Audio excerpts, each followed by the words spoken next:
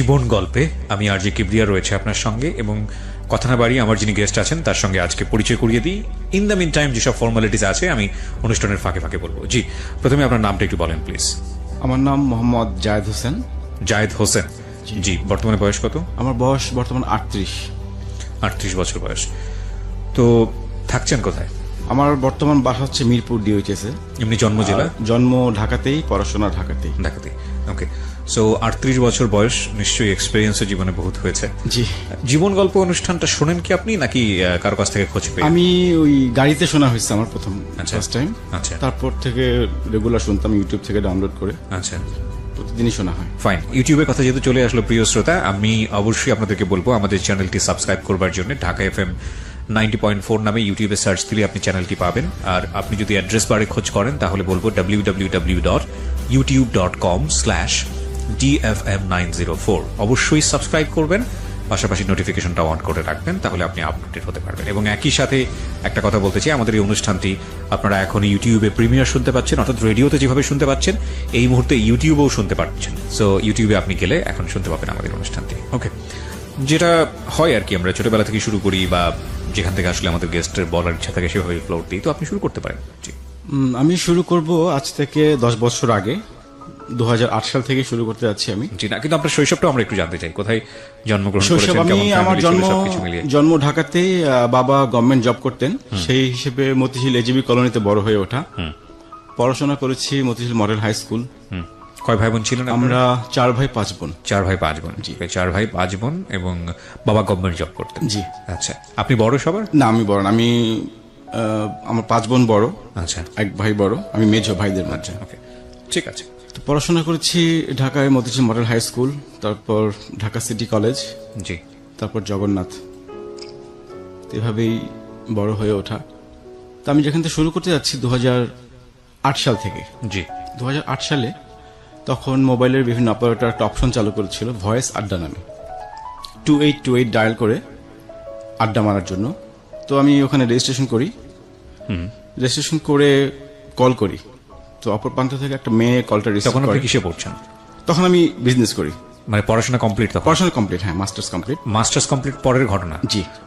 তো তার আগের ঘটনাগুলো তো আমাদের একটু জানা দরকার। তার আগে স্কুলে যদি বলি, স্কুল লাইফের কথা। আপনি জব করলেন না কেন? মানে কোথাও কোনো জব করলেন না কেন? না, আমাদের বিজনেস হচ্ছে গার্মেন্টস এর।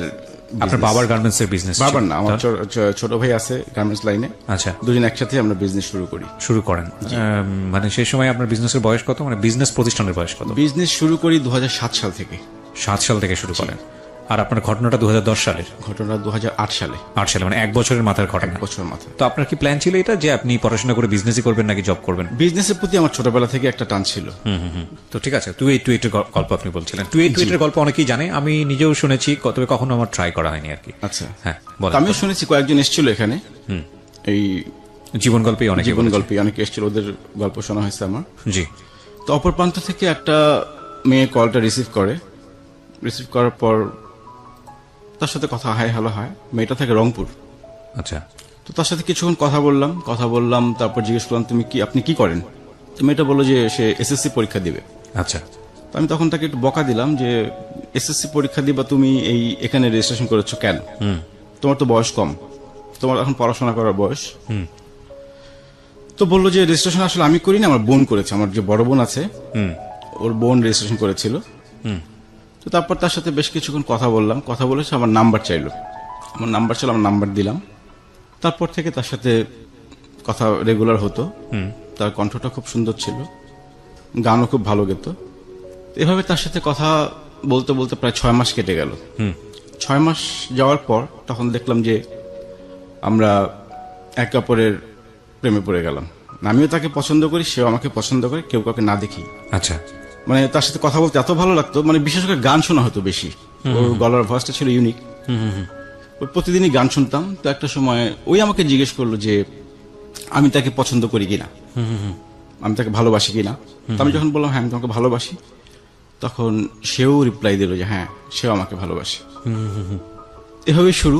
মেয়েটা তখন SSC পড়ুয়া? SSC পাস করেছে তখন। আচ্ছা, SSC পাস করেছে তখন। আপনি তখন মাস্টার্স পাস করে আপনি বিজনেস শুরু করেছেন? বিজনেস করছি, জি। তারপর এভাবে কথা বলতে চলতে থাকার পর একটা সময় আমি বললাম যে এক কাজ করো, তুমি তো আমাকে দেখোনি। সে তো কিন্তু আমাকে ডিসিশন দিয়ে দিয়েছে যে হ্যাঁ সে আমাকে পছন্দ করে, লাভ করে। তার মধ্যে তুমি আমাকে দেখোনি, এক কাজ করো, আমি তোমাকে আমার ছবি পাঠাই, তুমি দেখো, তুমি তোমার ডিসিশন চেঞ্জ করতে পারো। তো একটা পর্যায়ে তখন তোর মেসেঞ্জার ছিল না, তো মাল্টিমিডিয়া অপশন একটা ছিল ছবি পাঠানোর জন্য। জি। তো ওর আবার মাল্টিমিডিয়া সেটও ছিল না। যাই হোক, ওর বড় বোনের মাল্টিমিডিয়া সেট ছিল। ওর বড় বোনের মোবাইলে আমি আমার কয়েকটা ছবি পাঠাই। আচ্ছা আমার ছবি পাঠাই, তো ছবি দেখে সে আমাকে পছন্দ করে না। আচ্ছা, ছবি দেখে বললে যে না আমার পছন্দ হয়নি। ডিরেক্টলি বলে দেয়? ডিরেক্টলি বলে, সরাসরি বলে দেয়, কোনো ভূমিতা করে না। বললো যে আপনি দেখতে অনেক বুড়া, বয়স্ক। আমার সাথে তাদের বয়সের গ্যাপ হচ্ছে 12 বছর। জি। যাই হোক, তখন আমাদের কথার প্যাটার্ন চেঞ্জ হয়ে গেল, কথা বন্ধ হয়নি। তখন সে আমাকে জিজ্ঞেস করতেছে আমি কবে বিয়ে করব, আমি কেন বিয়ে করি না, আমার বিয়েতে তারা খুব মজা করবে, আমার বিয়েতে ওরা সবাই আসবে রংপুর থেকে ঢাকায়। ওকে। তো ভালো কথা। এভাবে কিছুদিন চলার পর আমার বাসা থেকে বিয়ের ব্যাপারে আলোচনা করে। তো নভেম্বরের 10 তারিখে আমার বিয়ে ঠিক হয়। নভেম্বর 10 তারিখে বিয়ে ঠিক হয়। আমি ওকে 2 তারিখে জানাই ফোনের মাধ্যমে যে আমার তো বিয়ে ঠিক হয়েছে। তো আমি যখন এই খবরটা তাকে দেই, সে কিছুক্ষণ চুপ করেছিল। বিয়ে হয় ঠিক হয় মানে আমি ঠিক বুঝলাম না। আমার ফ্যামিলি থেকে আমার বিয়ে ঠিক হয় আরেক জায়গায়, ওর সাথে আর আমার সম্পর্ক ওইরকম নাই। আচ্ছা সে আমাকে বলতেছে আমি যাতে অন্যত্র বিয়ে করি। আচ্ছা, মানে সে তো আমার ছবি দেখে আমাকে পছন্দ করেনি। আপনি তাকে দেখেছিলেন তখন? না, আমি তাকে তখন দেখিনি। আচ্ছা। আমি বলেছিলাম তুমি দেখতে কেমন, সেটা আমার কাছে কোনো ফ্যাক্ট না। তার কণ্ঠটা আমার কাছে এরকম ভালো লেগেছিল। আচ্ছা, বাই দ্য ওয়ে, আপনি মাস্টার্স কমপ্লিট করেছেন, এর আগে আপনি কারোর সাথে কোনো ধরনের মেন্টালি জড়িয়ে যাওয়া, প্রেমে করা বা প্রেমে পড়া? স্কুল লাইফে আমার একটা এফেক্ট ছিল। আমি যখন স্কুলে পড়ি, 2 বছরের একটা রিলেশন ছিল। আমি যখন ক্লাস 8-এ পড়ি। ওটার এন্ডিং কি ছিল? এন্ডিং ছিল যখন এসএসসি পরীক্ষা দিলাম। হ্যাঁ। এসএসসি পরীক্ষার পর মেয়েটা চলে গেল এক জায়গায়, আমি চলে গেলাম আরেক জায়গায়। দুজন দুই দিকে যাওয়া। তখন মোবাইল ফোনটা অ্যাভেলেবেল ছিল না, তো যোগাযোগ করাটা কন্টিনিউ হয়নি। সেই কারণে ওর সঙ্গে আর যোগাযোগ ওরকম হয়নি। ওকে, ঠিক আছে। এরপর থেকে তারপরে কোনো আপনার এই relation- ফোনে এই ধরনের একটা সম্পর্ক জি, জড়িয়ে এরপর পড়া। আর কারোর সঙ্গে রিলেশন হয়নি আমার, সময় পাইনি ওরকম। তো ওর সাথে এইভাবে অনেক কিছু শেয়ার করলাম, সেও তার লাইফের অনেক কিছু শেয়ার করলো। আমার একটাই কথা ছিল তুমি দেখতে কেমন, আমার কাছে এরকম ফ্যাক্ট না। তারপর ও যখন বললো যে আমাকে ছবি দেখে পছন্দ করে নাই, তখন আমার বাসা থেকে বিয়ের ব্যাপারে কথাবার্তা বলে। বিয়ে ঠিকও হয় আরেক জায়গায়, নভেম্বরের 10 তারিখে 2008 সালে। ওকে। তো আমি ওকে 2 তারিখে জানাই যে আমার তো বিয়ে ঠিক হয়েছে। এই খবরটা পাওয়ার পর সে কিছুক্ষণ চুপ করেছিল। চুপ করে থাকার পর সে 5 মিনিট চুপ করেছিল। তারপর সে কান্না করলো অনেকক্ষণ, হাউমাউ করে অনেকক্ষণ কান্না করলো, প্রায় আধা ঘন্টার মতো হবে। তো তখন আমি তাকে বললাম যে আমি কি বিয়েটা ক্যান্সেল করবো কিনা, সময় আছে, তুমি যদি বলো আমি বিয়েটা ক্যান্সেল করতে পারি, কিন্তু একটা কথা দিতে হবে, তুমি আমাকে ছেড়ে কোথাও যাবে না। এরকম একটা কথা দিলাম, বিয়েটা ক্যান্সেল করবো। তো বললো যে না, আসলে আমার তো বয়স ছোট, আমার ডিসিশন দেওয়ার মতো বয়স হয়নি এখনো। তারপর বিয়ে হয়ে মেয়েটার গেল। ফ্যামিলি কি ছিল, মানে মেয়েটার ফ্যামিলি স্ট্যাটাসটা আমাকে মেয়েটার ফ্যামিলি স্ট্যাটাস ছিল, বাবা একটা সরকারি ব্যাংকের কর্মকর্তা, ওরা 3 বোন, ওরা সবাই রংপুরে থাকতো তখন। ওই কি বড়? ও বড়, ও মেঝো। ও মেজো, আর ছোট আরেকটা বোন আছে এবং ওর বড়। আচ্ছা, জি, ওর বড় বোন ঢাকা মেডিকেলে পড়তো ওই সময়। ঢাকা মেডিকেলে। ওর ফ্যামিলি তো স্ট্যাটাস তো ভালো। ফ্যামিলি স্ট্যাটাস ভালো। রাইট। তো আপনি এই মেয়েটার প্রতি ইমোশনালি এতটা টাচ হচ্ছিলেন কেন? কারণ যে মেয়েটা আপনার চেয়ে বয়সে এত ছোট এবং যে মেয়েটা আপনাকে পছন্দও করেনি, in fact, why are you being so attached? পছন্দ করেনি বলতে, সে আমার ছবি দেখে পছন্দ, কিন্তু ছবি দেখার আগে কিন্তু পছন্দ করেছিল। মানে এতটাই পছন্দ করেছিল, সে আমাকে ছাড়া কিছু বুঝে না। সেটা ঠিক আছে, আমি সেটা বুঝতে পারছি, ব্লাইন্ড লাভ যেটা হয়। কিন্তু আপনি এতটা অ্যাটাচড হচ্ছিলেন কেন? আপনি তো যথেষ্ট ম্যাচিউর ছিলেন। আমার ওই কথা বলতে ভালো লাগতো, তার সাথে কথা বলতে ভালো লাগতো, অনেক কিছু সে বলতো আমাকে, তার গান শুনতাম। আচ্ছা, সেই হিসেবে নাকি ও যে বয়সে ছোট ছিল এই বিষয়টা আপনি এনজয় করতেন? না, সেরকম কোন এনজয় করা না, কিন্তু ভালো লাগতো কথা বলতে। ম্যাচিউর ভয়েস ছিল, গলার টোনটা ভালো ছিল। আমি কেন বলছি, কারণ ছোটদের কিছু খামখেয়ালি থাকে যেটা বুড়ো বয়সে এসে ভালো লাগে। মানে টু বি না, অনেস্ট, সেরকম কিছু না। সেরকম কিছু ছিল না। সেরকম কিছু ছিল না। ওকে, জাস্ট কথা বলেই ভালো লেগেছিল তার সাথে। ওকে।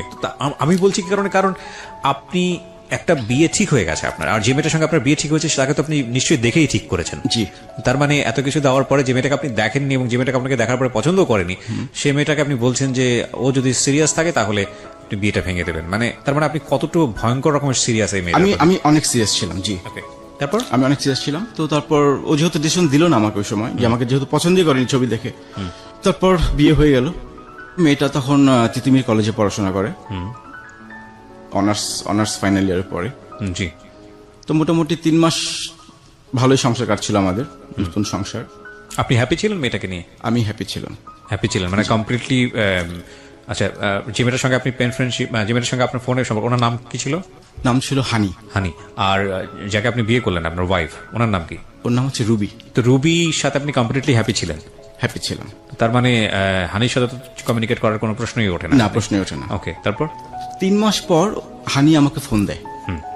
ফোন দিয়ে অনেক কান্নাকাটি করে, সে টিকতে পারতেছে না, তার খুব খারাপ লাগতেছে, সে ঘুমাইতে পারে না, মানে সে সুইসাইড করবে এরকম একটা পজিশন তার। 3 মাস পরে ফোন দিই? 3 মাস পর।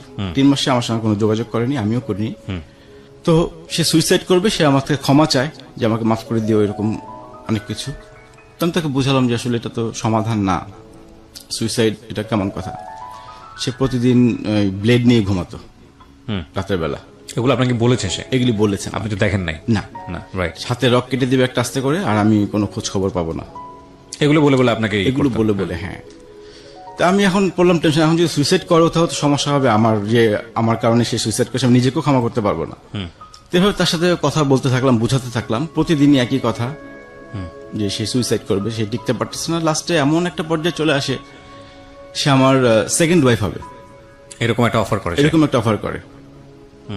তা আমি তখন কিছু বলি, আমি সেটা তো সম্ভব না, বিয়ে করে ফেলছি, তুমি আগে কেন বলনি আমাকে, আমি তো তোমাকে অপশন দিয়েছিলাম। তো সে এভাবে মানে কথা বলতে বলতে একটা সময় আমার ওয়াইফের সাথে কথা বলে। কিভাবে কথা বললো? ঘটনাটা কি ছিল? ঘটনা ছিল আমার ওয়াইফের সাথে কথা বলবে। আচ্ছা, তারপর আপনি কি করলেন? তারপর আমি ওয়াইফকে দিলাম যে আমার ছোট একটা ফ্রেন্ড মোবাইলে পরিচয়, তো ওয়াইফকে খুলে বলছি, অন্য কিছু বললেন, জাস্ট বলছি কথা হয় ওর সাথে। আপনার তার মানে আপনি হানির সঙ্গে আগে প্ল্যান করেছিলেন যে যে আপনার পরিচয়, তোমার পরিচয় করিয়ে দিব আমার বন্ধু হিসেবে, সেই হিসেবে তুমি কথা বলতে পারো? ও বলছিল যে ভাবির সাথে কথা বলবে, হ্যাঁ, যে একটু ভাবির সাথে কথা বলবো, কেমন মানুষ। কিন্তু কথা বলাটা আপনার জন্য তো রিস্কি ছিল। আপনি নিশ্চয়ই হানিকে কোনো না কোনো ভাবে ম্যানেজ করে, যাতে সে চিনতে না পারে, বুঝতে না পারে, এরকম ভাবেই তো আপনি ওয়াইফের সঙ্গে কথা বলেছেন। সেরকম না, সে বলেছিল আমার ওয়াইফের সাথে কথা বলে তার ইচ্ছা, যে আমার ওয়াইফের সাথে তার অনেকদিন ইচ্ছা কথা বলবে। কেমন বিষয়টা আপনার জন্য রিস্কি না? আপনার জন্য সে যদি ফোন করে দিত ওয়াইফকে, যদি কোনো কিছু বলে দেয় বা কিছু একটা হয়ে যায়, তখন সেরকম কোনো রিস্ক আমি মনে করিনি। কেন মনে করেননি? কারণ বলার তো কোনো প্রশ্নই আসে না, আমি বিয়ে করে ফেলছি এখন, আর তার সাথে আমার অমন কোনো রিলেশন তো ছিল না, যাকে আমি দেখিনি এখনো। ওকে, তারপর? তারপর ওয়াইফের সাথে কথা বলতো, ওয়াইফের সাথে খুব ভালো একটা রিলেশন তৈরি হলো, মাঝে মাঝে ফোন দিত। তো একটা সময় আমার ওয়াইফ বুঝতে পারে যে মেয়েটা আমার প্রতি কিছুটা দুর্বল। যেমন আমি সিগারেট খাই, আমার সিগারেট খেতে মানা করে দেয়। আমার ওয়াইফ জানে আমি সিগারেট খাই, কিন্তু ও ওখান থেকে ইনস্ট্রাকশন দিত আমি খুব বেশি সিগারেট খাই। আমার ঠান্ডা লাগলো একটু টেক কেয়ার করতে বলতো, ঠান্ডা লাগছে, মানে এই ধরনের অতি বাড়াবাড়ি। তো ওয়াইফ একটা সময় বিরক্ত হয়ে গেল, তো বিরক্ত হয়ে আমাকে বলল যে এই মেয়ে যাতে তোমাকে নেক্সট টাইম ফোন না দেয়। ওকে ওকে। তখন আমি তো ওকে বলতে পারতেছি না ফোন না দেওয়ার জন্য, ইনকেস যদি কোনো দুর্ঘটনা ঘটিয়ে ফেলে, আমার মাথায় টেনশন হচ্ছে সেটা। তারপর যোগাযোগ এভাবেই চললো কিছুদিন। ও ফোন দিত, আমি তখন বাইরে গিয়ে কথা বলতাম। এতদিন তো বাসায় কথা বলছি, ওর সামনে, ওয়াইফের সামনে কথা বলেছি, ও কিছু মনে করেনি। কিন্তু যখন ও নিষেধ করে দিল, তখন কথাটা বলতাম বাসায় বাইরে গিয়ে। এভাবে সে আস্তে আস্তে রাত 2টার সময় ফোন দিত, রাত 3টার সময় ফোন দিত। এটা হয়তো ওর একটু হ্যালুসিনেশনের প্রবলেম ছিল, এই কারণে আমি যেটা পরে বুঝতে পেরেছি। হ্যালুসিনেশন বলতে? ও নিজের অজান্তেই ফোনটা দিত, ও বুঝতো না যে আমাকে ফোন দিচ্ছে। তো ফোন করে আপনি রাত 2টার সময় আপনার ওয়াইফের পাশ থেকে উঠে গিয়ে বাইরে গিয়ে কথা বলতেন? না, তখন কথা বলতো, কেটে দিতাম, তখন বন্ধ করে দিতাম মোবাইলটা। কিন্তু আমার ওয়াইফ তো দেখতো কে ফোন করছে, নাম্বারটা কার। তো এই নিয়ে এসে আমার বাসায় আম্মার কাছে বিচারও দেয় আপনার ওয়াইফ? আমার ওয়াইফ, যে আমার একটা মেয়ের সাথে এরকম সম্পর্ক আছে। তো এভাবে সে আসতে, মানে আমাদের নিজেদেরও কিছু দ্বন্দ্ব ছিল, দুজনের ওয়াইফের সাথেও কিছু বনিবনা হচ্ছিল না। তো একটা পর্যায়ে সে আমার বাসা থেকে চলে যায়। আচ্ছা, সংসার শুরু করে কতদিন পরে ঘটনা এটা? 6 মাস পরে। আচ্ছা। তো চলে যাওয়ার পর আবার ফোনে যোগাযোগ হয়, আসতে বলি, বুঝাতে বলি, আসে না। এর মধ্যে আমার ফ্রেন্ড একটা বিয়ে করবে, ওর বিয়ের গায়ে হলুদের প্রোগ্রাম, তো ওখানে আমার ফ্যামিলি সবাই দাওয়াত দেয়। তাই আমি বলছি আমার ওয়াইফ তো এখন বাবার বাড়ি, তুই একটু ফোন দিয়ে বল ও যাতে ওখানে আসে। তো আসতে রাজি হয় আপনার ওয়াইফ? ওকে। সে বললো যে আসবে। তো আমি ও ওয়াইফকে নিয়ে ফ্রেন্ডের বাসায় গেলাম গায়ে হলুদে। তো দিন আরেক ফ্রেন্ডের বাসায় ছিলাম আমরা রাতে। জি। থাকার সময় আমরা ফ্রেন্ডের আড্ডা মারছিলাম, কাঠ খেলছিলাম আর কি, 4 ফ্রেন্ড মিলে। জি। তেমন সময় আমার মোবাইলে ফোন আসে, হানি ফোন করে রংপুর থেকে। তো ফোনটা আমার ওয়াইফ ধরে তাদের মধ্যে অনেক ঝগড়া হয়, অনেক গালিগালাজও চলে। আপনার সামনে? সেটা আমার সামনে না, আমরা তো পাশের রুমে কাঠ খেলছি। আচ্ছা। আরেক রুমে, মানে মোবাইলটা আমি রেখে আসছিলাম পাশে। আপনার ওয়াইফ মানে আপনার ফোন ইজিলি অ্যাক্সেস করতে পারতো? হ্যাঁ, আমার ফোন যে কেউ ধরতে পারতো, আমার ওরকম কোনো অপশন ছিল না, রেস্ট্রিকশন ছিল না। তো ফোনে কথা বলে ওদের মধ্যে একটা ঝগড়া হয় যে তোমাকে আমি ফোন দিতে মানা করছি, তুমি কেন ফোন দিছো। বেশ কিছুক্ষণ ঝগড়া হয় ওদের সাথে, ঝগড়া হয়ে পরের দিন সে আবার চলে যায়। তা আমি আমার বাসায় চলে আসলাম, আমি ওর সঙ্গে যোগাযোগ করছি যে কেন আসবে না। তার এক কথা, সে আসবে না আমার সঙ্গে, সে সংসার করবে না। তো বসলাম, ফ্যামিলিগতভাবে বসলাম, ফ্যামিলিগতভাবে বসেও সিদ্ধান্তে আসা হলো না যে না, সে আমার সংসার করবেই না, করবে না। অনেক দেন দরবার করার পরও একটা পর্যায়ে আমাদের ডিভোর্স হয়ে যায়। সেটা হচ্ছে 2010 সালের জানুয়ারি মাসে। আপনার ফল্ট কি ছিল? আমার ফল ছিল যে আমি ফোনে কথা বলি। কেন বলেছেন? কেন বলেছি, ওই যে মেয়েটা সুইসাইড করবে, আমার মাথায় চিন্তা ছিল সেটাই। Who cares? আমার ওয়াইফের একই কথা ছিল যে ও সুইসাইড করবে, তোমার কি? এক্স্যাক্টলি, তার একটা কথাই ছিল। তা আমি চিন্তা করছি ইনকেস যদি সুইসাইড করে ফেলে সেক্ষেত্রে আমি তো নিজেকে, it was not the answer. The answer was you were actually emotionally attached with her. আপনি তখনও তাকে লাভ করেছেন, এটা অস্বীকার করার কোনো উপায় নাই। এবং এই সুইসাইডটা আপনার জন্য কোনো ফ্যাক্টই হতো না যদি না আপনি তাকে লাভ করতেন। সো আপনার জন্য ফ্যাক্ট ছিল আসলে আপনি তাকে তখন লাভ করেছেন। জি, it was a big fault in your life. Because কেন, মানে একটা মেয়েকে লাভ করেন আপনি, সেই অবস্থায় আপনি একটা মেয়েকে বিয়ে করতে গেলেন, সেই মেয়েটাকে আপনি চিন্তাও করলেন না তাকে লাইফে নিয়ে আসার পরে কি হবে। অ্যান্ড দেন মেয়েটা আপনার সঙ্গে কন্ট্যাক্ট করা শুরু করলো। ও তো ইমোশনালি বাচ্চা, বুঝলাম যে ঠিক আছে, কিন্তু আপনি তো বয়সে অনেক বেশি ম্যাচিউর ছিলেন। আপনি এই ধরনের একটা ভুল সিদ্ধান্ত কেন নিলেন? ওই যে আমার যে রিলেশনটা ছিল আমি এটা ভুলতে পারছিলাম না যে আসলে ব্যাপারটা কি হলো। এবং আপনার ওয়াইফ তো কমপ্লিটলি হ্যাপি ছিল আপনার সঙ্গে, আপনিও হ্যাপি ছিলেন, দুজনে আমরা হ্যাপি ছিলাম। 6 মাস পর্যন্ত আমাদের হ্যাপি। কত বছরের সংসার ছিল? 1 বছর। মাত্র 1 বছর? 1 বছর। ওকে, তারপর 1 বছর সংসার করার পর যখন ডিভোর্স লেটার হাতে পাই, ডিভোর্স আমাদের মিউচুয়ালি হয়েছে। আচ্ছা, ওই ম্যাজিস্ট্রেট অফিসে মিউচুয়ালি ডিভোর্স। বলুন আপনি। তারপর 2010 জানুয়ারিতে আমাদের ডিভোর্স হয়ে যায়।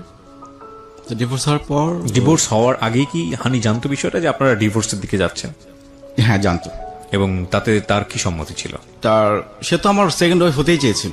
আচ্ছা, so she was happy. She was happy. এবং আপনিও মনে মনে এটাকে তেমন একটা বেশি খুব দেননি যে ঠিক আছে হলে হবে, হানি তো আছি আপনার। হ্যাঁ, আমার ওই রকমই ছিল, মানে আমার ফল্ট ছিল আপনার জন্য না, ফল্ট অফ কোর্স, যে কারণে আপনি আজকে এখানে স্বীকারও করতে এসেছেন। কিন্তু তখনও কি আপনি হানিকে দেখেছেন? তখন আমি দেখিনি।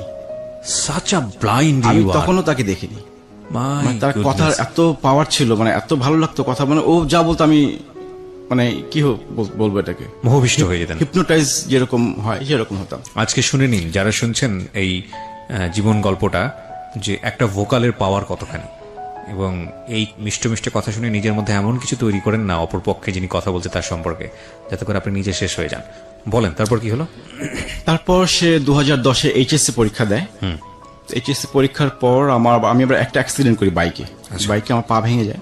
তো কে একজন বলেছিল আমাকে রংপুরে একটা তেল পাওয়া যায়, হাড় ভাঙার তেল পাওয়া যায়। আচ্ছা, তো আমি তখন যাই, রংপুর যাই তেলটা আনতে। এ ফাঁকে ওর সঙ্গে দেখা করার ইচ্ছা ছিল, তো ওর বাসায় যাই সরাসরি।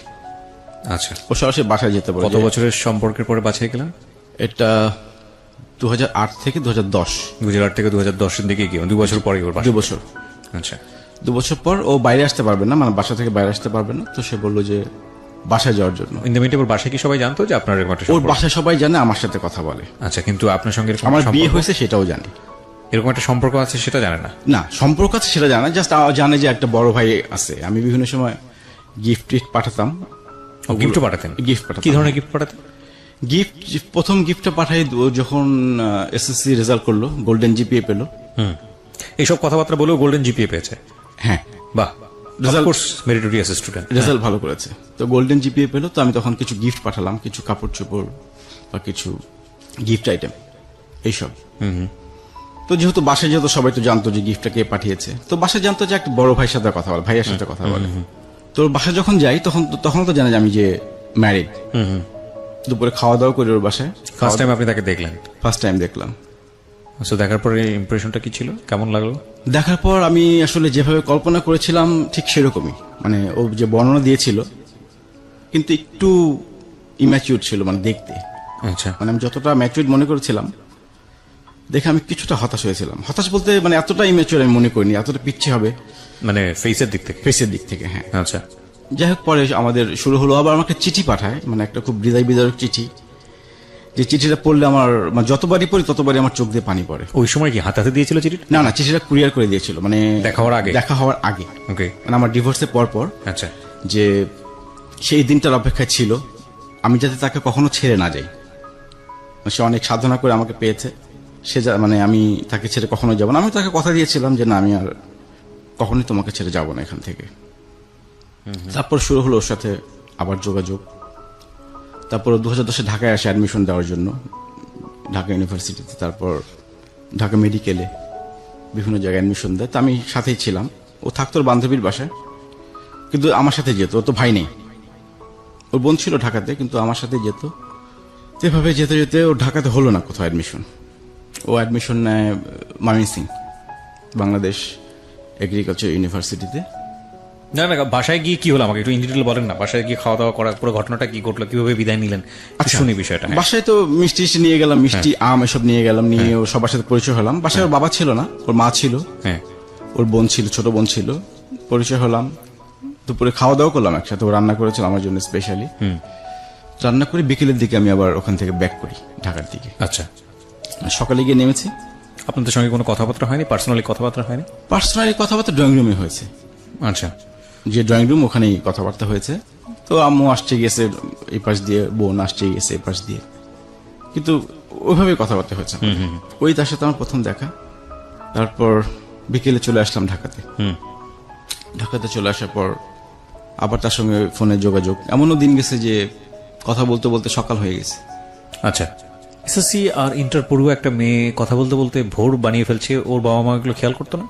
ও ওর বোনের সঙ্গে, ওর বোন জানতো যে আমার সাথে কথা বলে। বাসায় ওর সমস্যা কি, বাসায় অতটা যোগাযোগ ছিল না কারোর সাথে, মানে মা বাবার সাথে মেয়ে, আচ্ছা। বোনের সাথে বোন, একটা টিটাস ছিল, ডিটাচ ছিল। জি, সেই কারণে কথাটা আমার সাথে বেশি হয়েছে। ওর বড় বোনও জানতো আমার সাথে কথা বলে, কিন্তু বড় বোন কিছু বলেনি কখনো। বড় বোনের সাথে আমার মোবাইলেও কথা হয়েছে একবার, মানে আমি ফোন দিয়েছি, বড় বোন ধরেছিল ফোনটা, তো তখন তার সাথে আমার কথা হয়েছে। ওকে। এভাবে চলছিল। তো ওর অ্যাডমিশন হলো ময়মনসিং বাংলাদেশ এগ্রিকালচার ইউনিভার্সিটিতে। তারপর তো আমার যোগাযোগ, আমি প্রতি সপ্তাহে যেতাম ঢাকা থেকে ময়মনসিংহ। ঢাকা থেকে ময়মনসিং। গিয়ে কি করতেন? গিয়ে আমি গাড়ি ড্রাইভ করে যেতাম। নিজের গাড়ি ছিল? নিজের গাড়ি, যে আচ্ছা। নিজের গাড়ি নিয়ে যেতাম ড্রাইভ করে। তো সবার সঙ্গে পরিচয় হলো প্রথম যখন গেলাম, বান্ধবী ফ্রেন্ডের সাথে পরিচয় হলো। দুপুরে খাওয়া দাওয়া করতাম একসাথে, খাওয়া দাওয়া করে নদীর পাড়ে ঘুরতাম। তারপর একটা লেক ছিল, ওই লেকের পাশে বসে থাকতাম। আবার রাতের বেলা চলে আসতাম সন্ধ্যার পরে। তো প্রতি সপ্তাহে যেতাম, অ্যাটলিস্ট মাসে 2 বার যেতাম আমি। সারাদিন থেকে বিকেলে চলে আসতাম। মাঝে মাঝে হলে থাকতাম, ও থাকার কথা বলতো, ওর যে ফ্রেন্ডরা আছে।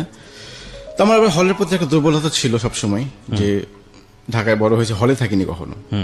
তো এই লাইফটা খুব এনজয় করতাম। হলে ওর ফ্রেন্ডের সঙ্গে ভালো আড্ডা মারতাম, সারা রাত কাট খেলতাম। পরের দিন ওর সাথে ঘুরে আবার চলে আসতাম ঢাকাতে। আচ্ছা। এভাবে চলতে চলতে 2011 সাল চলে আসলো। 2011-তে আমার এক ফ্রেন্ড বিয়ে করবে চিটাগং। তো ফ্রেন্ড আমাকে দাওয়াত করে, তো জানে যে আমি চিটাগং যাবো বিয়ে খেতে। তো বায়না ধরলো যে ও যাবে আমার সাথে। আচ্ছা। চিটাগং। তো চিটাগং যাবে, তখন ফ্রেন্ডকে বললাম যে ও তো যেতে যাচ্ছে। বলে অসুবিধা নেই, আমার আরেকটা ফ্রেন্ড আছে, ওর শালি হিসেবে যাবে। তো গেল, চিটাগং গেল, আমরা একসাথেই গেলাম, কিন্তু সবাইকে পরিচয় করে দিলাম আমার ফ্রেন্ডের শালি। ওকে। এবং রাতে ছিল ফ্রেন্ডের ওয়াইফের সাথেই ছিল। ওকে। চিটাগং। তো চিটাগং আমরা 4 দিন ছিলাম। 4 দিন ঘুরলাম, পতেঙ্গা, তারপর ফয়েজ লেক, যা যা আছে 4 দিন ঘুরে টুরে আবার চলে আসলাম। ওকে আমি ময়মনসিং দিয়ে আবার ঢাকা ব্যাক করলাম। জি। এভাবে চলতে চলতে ওর ভার্সিটিতে একটা সংগঠন আছে, অঙ্কুর কালচারাল অর্গানাইজেশন, ও ওখানে যুক্ত হয়। আচ্ছা।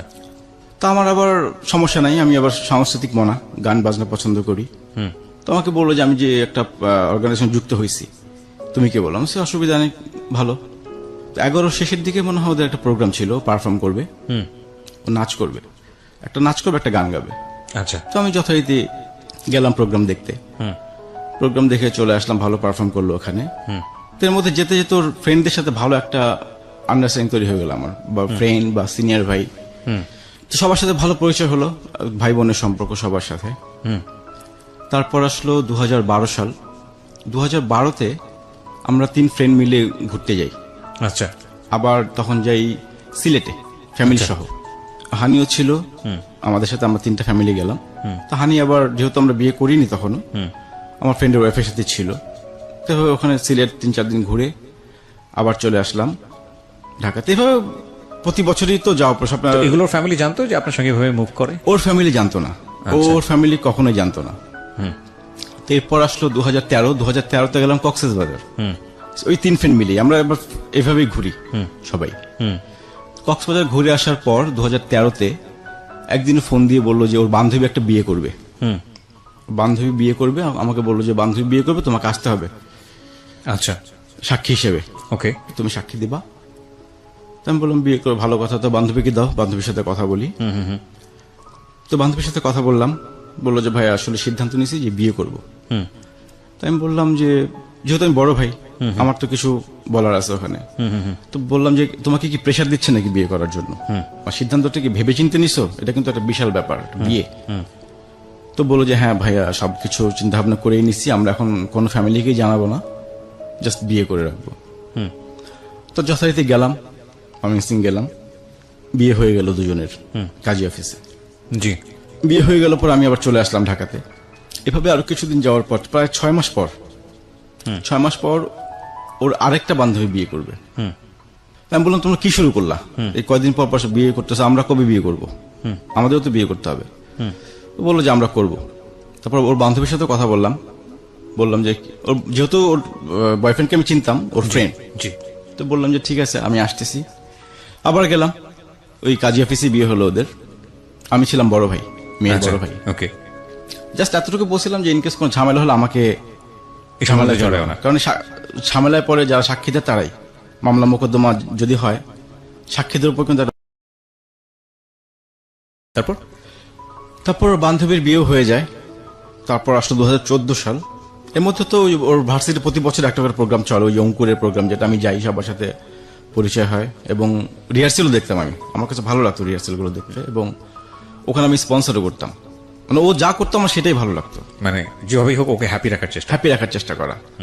তারপর 2014 মে মাসে ও আমাকে ফোন দিয়ে বলতেছে যে বিয়ে করব। তো আমি বললাম বিয়ে করব তো মাথা ঠিক আছে? বলে হ্যাঁ, এত কিছু বুঝি না। বান্ধবীরাও ধরছে ওকে বিয়ে করার জন্য, যেহেতু 2টা বান্ধবী বিয়ে করছে। তাই আমি বললাম যে আসলে ওদের প্রবলেম আমাদের প্রবলেম কিন্তু 2 রকম। আমার কিন্তু একটা ব্যাকগ্রাউন্ড আছে, তোমার ফ্যামিলি অত সহজে মানবে না জিনিসটা। জি, তো বললো যে দরকার হলে বাবা মার পা ধরে বসে থাকবো, তুমি পারবা না বসে থাকতে? হঠাৎ করে ওর বিয়ের ব্যাপারটা মাথায় আসলো কেন? তখনও তো পড়ছিল। 14, যেহেতু 2টা বান্ধবী বিয়ে করেছে, ওদেরও একটু ইন্সপিরেশন ছিল এই ব্যাপারে। আচ্ছা আচ্ছা, ওদের দল ভারী করার জন্য হতে পারে, বা তখন ও কোন ইয়ারের স্টুডেন্ট? 2014 তো থার্ড ইয়ারে। পরে, ওকে, থার্ড ইয়ারে।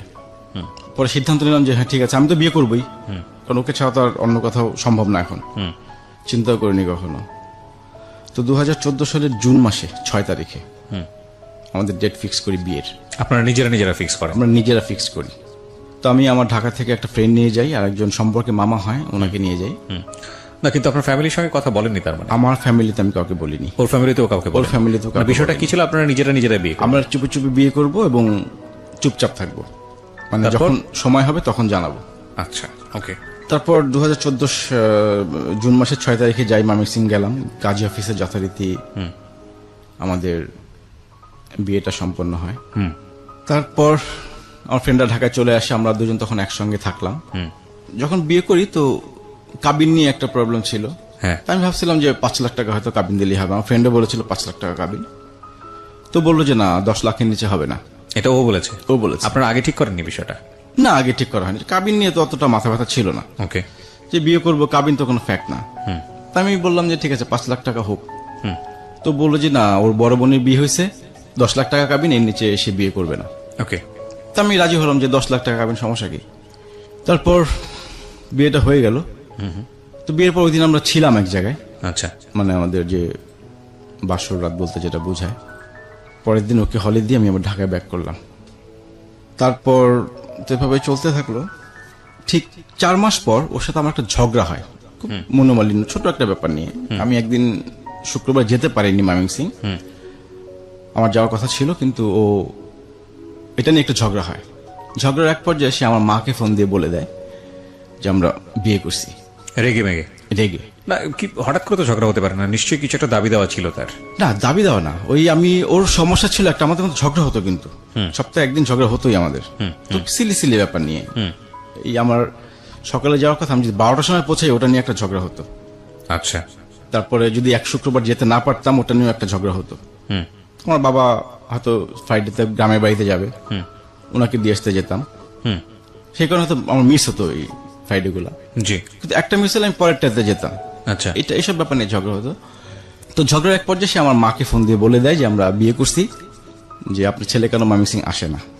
ওকে, মানে আপনি কি যাওয়া কমিয়ে দিয়েছিলেন কোনো কারণে? না, যাওয়া কমিয়ে দিন, আমি পরপর 2টা শুক্রবার মিস করেছিলাম। আচ্ছা। মানে আমার যাওয়ার কথা ছিল, সবকিছু রেডি ছিল, কিন্তু হয়তো এক শুক্রবার বাবা গ্রামে যাবে, আচ্ছা। ওই কারণে যেতে পারিনি। পরের শুক্রবার হয়তো বাবা অসুস্থ ছিল, যে কোনো একটা সমস্যা হবে, আমি 2 শুক্রবার মিস করেছিলাম। কেন মিস করলাম? এর আগে সে এর আগে সে আমার মাকে ফোন দিয়ে জানিয়ে দেয়। ওকে। তো বাসায় ঢুকে দেখে আম্মা কান্না করতেছে। তো আম্মাকে জিজ্ঞেস করলাম যে কি হয়েছে। তো আম্মা কথা বলে না আমার সাথে, কথা বলে না। পরে বললো যে তোমার ফ্রেন্ডের নাম্বারটা দাও। ফ্রেন্ড বলতে আপনি বাসায় জানতো যে আপনি এক ফ্রেন্ডের সঙ্গে কথা বলেন বা এরকম কোন? না না, আমার ফ্রেন্ড বলতে আমার ছেলে ফ্রেন্ড, আমার যে ছোটবেলা। ওকে ওকে ওকে। ওই ফ্রেন্ডের নাম, কারণ জানে, আম্মা জানে যে আমার যদি বিয়ে করে থাকি ওই ফ্রেন্ড নিশ্চয়ই জানবে। আচ্ছা। তো ফ্রেন্ড নাম হচ্ছে মিঠু। তো আমি তখন বুঝতে পারলাম যে আম্মা কি কিছু জানলো। পরে আমি ফ্রেন্ডকে ফোন দিলাম, ফোন দিয়ে বললাম তুই কি আম্মাকে কিছু বলছিস? বলে না কিছু বলিনি। তো কেন, কি হয়েছে? আপনার ফ্রেন্ড কি জানতো বিষয়টা? ও ফ্রেন্ড সাক্ষী ছিল। ওকে ওকে।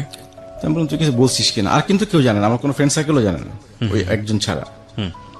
তো বলে যে না, আমি কিছু বলিনি। তখন আম্মার মোবাইলে আমি চেক করলাম যে কোনো কল আসছে কিনা, দেখি যে হানির নাম্বার থেকে কল আসছে। ওকে। কল আসছে প্রায় 5 মিনিটের মতো ডিউরেশন। তখন তো আমি বুঝে গেলাম যে কিছু একটা হয়েছে। তো ওকে, হানিকে ফোন দিলাম যে তুমি কি আম্মাকে বলছো কিছু? বলে হ্যাঁ বলছি। তখন সরি বলতেছে আমার কাছে, বলে যে আসলে ভুল হয়েছে, আমার আগের মাথায় বলে ফেলছি। তো বলে ফেলছে, তখন আমি আবার আম্মার পা ধরে মাপ চাইলাম যে আম্মা আসলে ভুল করছি। ওর বিয়ে ঠিক হয়ে যাচ্ছিল, বাসা থেকে প্রেশার দিচ্ছিল, এই কারণে বিয়েটা করে রাখা, আর কিছু না। তা আমার একটা কথা ছিল যে তোমার সম্পর্ক আছে আমরা জানতাম, আমরা তো না করতাম না কখনো, এভাবে কেন করলা? আমরা সবাই যেতাম ওখানে। তো এইভাবে আম্মা আমার সাথে প্রায় 6 মাস কোনো কথা বলেনি। এরপর আবার আমরা একটা ট্যুর দেই নেত্রকোনা। জি। ওই সেই 3 ফ্রেন্ড মিলে। না কিছু বলে, আমার বাবা তো কিছু বলতে পারতো। আমার বাবা কিছুই জানে না এই ব্যাপারে। তো মা বলে দেয়নি ঘটনার পরে? না, আমার বাবা স্টিল নাও কিছুই জানে না। কি বলেন আপনি? আমার বাবা কিছুই জানে না, এখনো কিছু জানে না। মানে life is more than drama, আমরা সবসময় বলি। So everything is possible in life. Okay, আমরা একটু আগাই সামনের দিকে। হ্যাঁ, তো মা কিছু বললো না? আপনি মাকে বললেন না যে মা তুমি এটা বলো না, বা মাকে সরি বলা কিছু? মাকে, মার পা ধরে বসেছিলাম আমি। আচ্ছা, তারপর মা কি বললো? বসে অনেকক্ষণ কান্না করলাম। আম্মা খুব কষ্ট পাচ্ছে, মনে হয় আমার মৃত্যু সংবাদ পেলে মনে হয় এত কষ্ট পেত না, মানে এই খবরটা পেয়ে যতটুকু সে কষ্ট পাইছে।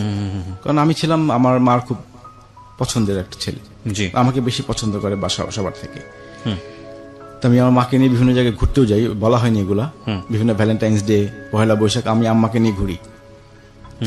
তো আম্মার সাথে আমার রিলেশনটা ছিল অন্যরকম। আম্মা জানতো ওর সাথে আমার রিলেশন আছে। তা আম্মার একটা কথাই ছিল যে বিয়ে করছো জানাইতে পারতাম আমাদের, আমরা যেতাম ওর ফ্যামিলিতে। তো এভাবে আম্মা 6 মাস আমার সাথে কোনো কথা বলেনি। 6 মাস পর আস্তে আস্তে ঠিক হয়। তারপর আসলো 2015 সাল। 2015 সালের দিকে আমরা একটু বিড়ি ট্যুর করি ফ্যামিলি, মানে আমার ফ্রেন্ডের ফ্যামিলি সহ। ওকে। 3 ফ্রেন্ডের ওয়াইফ, আমি ড্রাইভ করে যাই, সব জায়গাতে আমি ড্রাইভ করে যেতাম। মানে আমাদের 3টা গ্রুপ ছিল এই 3 জনের। তো বিড়িশিরি ছিলাম 2-3 দিন, 2 দিন ছিলাম ওখানে। তারপর বিড়িশিরি থেকে আসার পর একদিন ওর সাথে রাতে কথা বলছিলাম, তখন প্রায় রাত 2টা বাজে। তো আমি দেখলাম যে ওই কিছুটা অ্যাবসেন্ট মাইন্ডের, মানে আমার কথা সে ঠিক মতো শুনতেছে না, মানে ফোনটা রাখার জন্য সে ব্যস্ত। 2টা কি 2:30 বাজে তখন। তো আমার অনেক চেষ্টা করতেছে কথা বলার জন্য, কিন্তু সে আমার সাথে কোনোভাবেই আগাচ্ছে না কথাতে। তো একটা পর্যায়ে ফোন রেখে দিলাম। তো আমার একটু সন্দেহ হলো, এরকম করতেছে কেন, মানে মনে হচ্ছিল কারোর সঙ্গে চ্যাটিং করতেছে এরকম কিছু। আচ্ছা।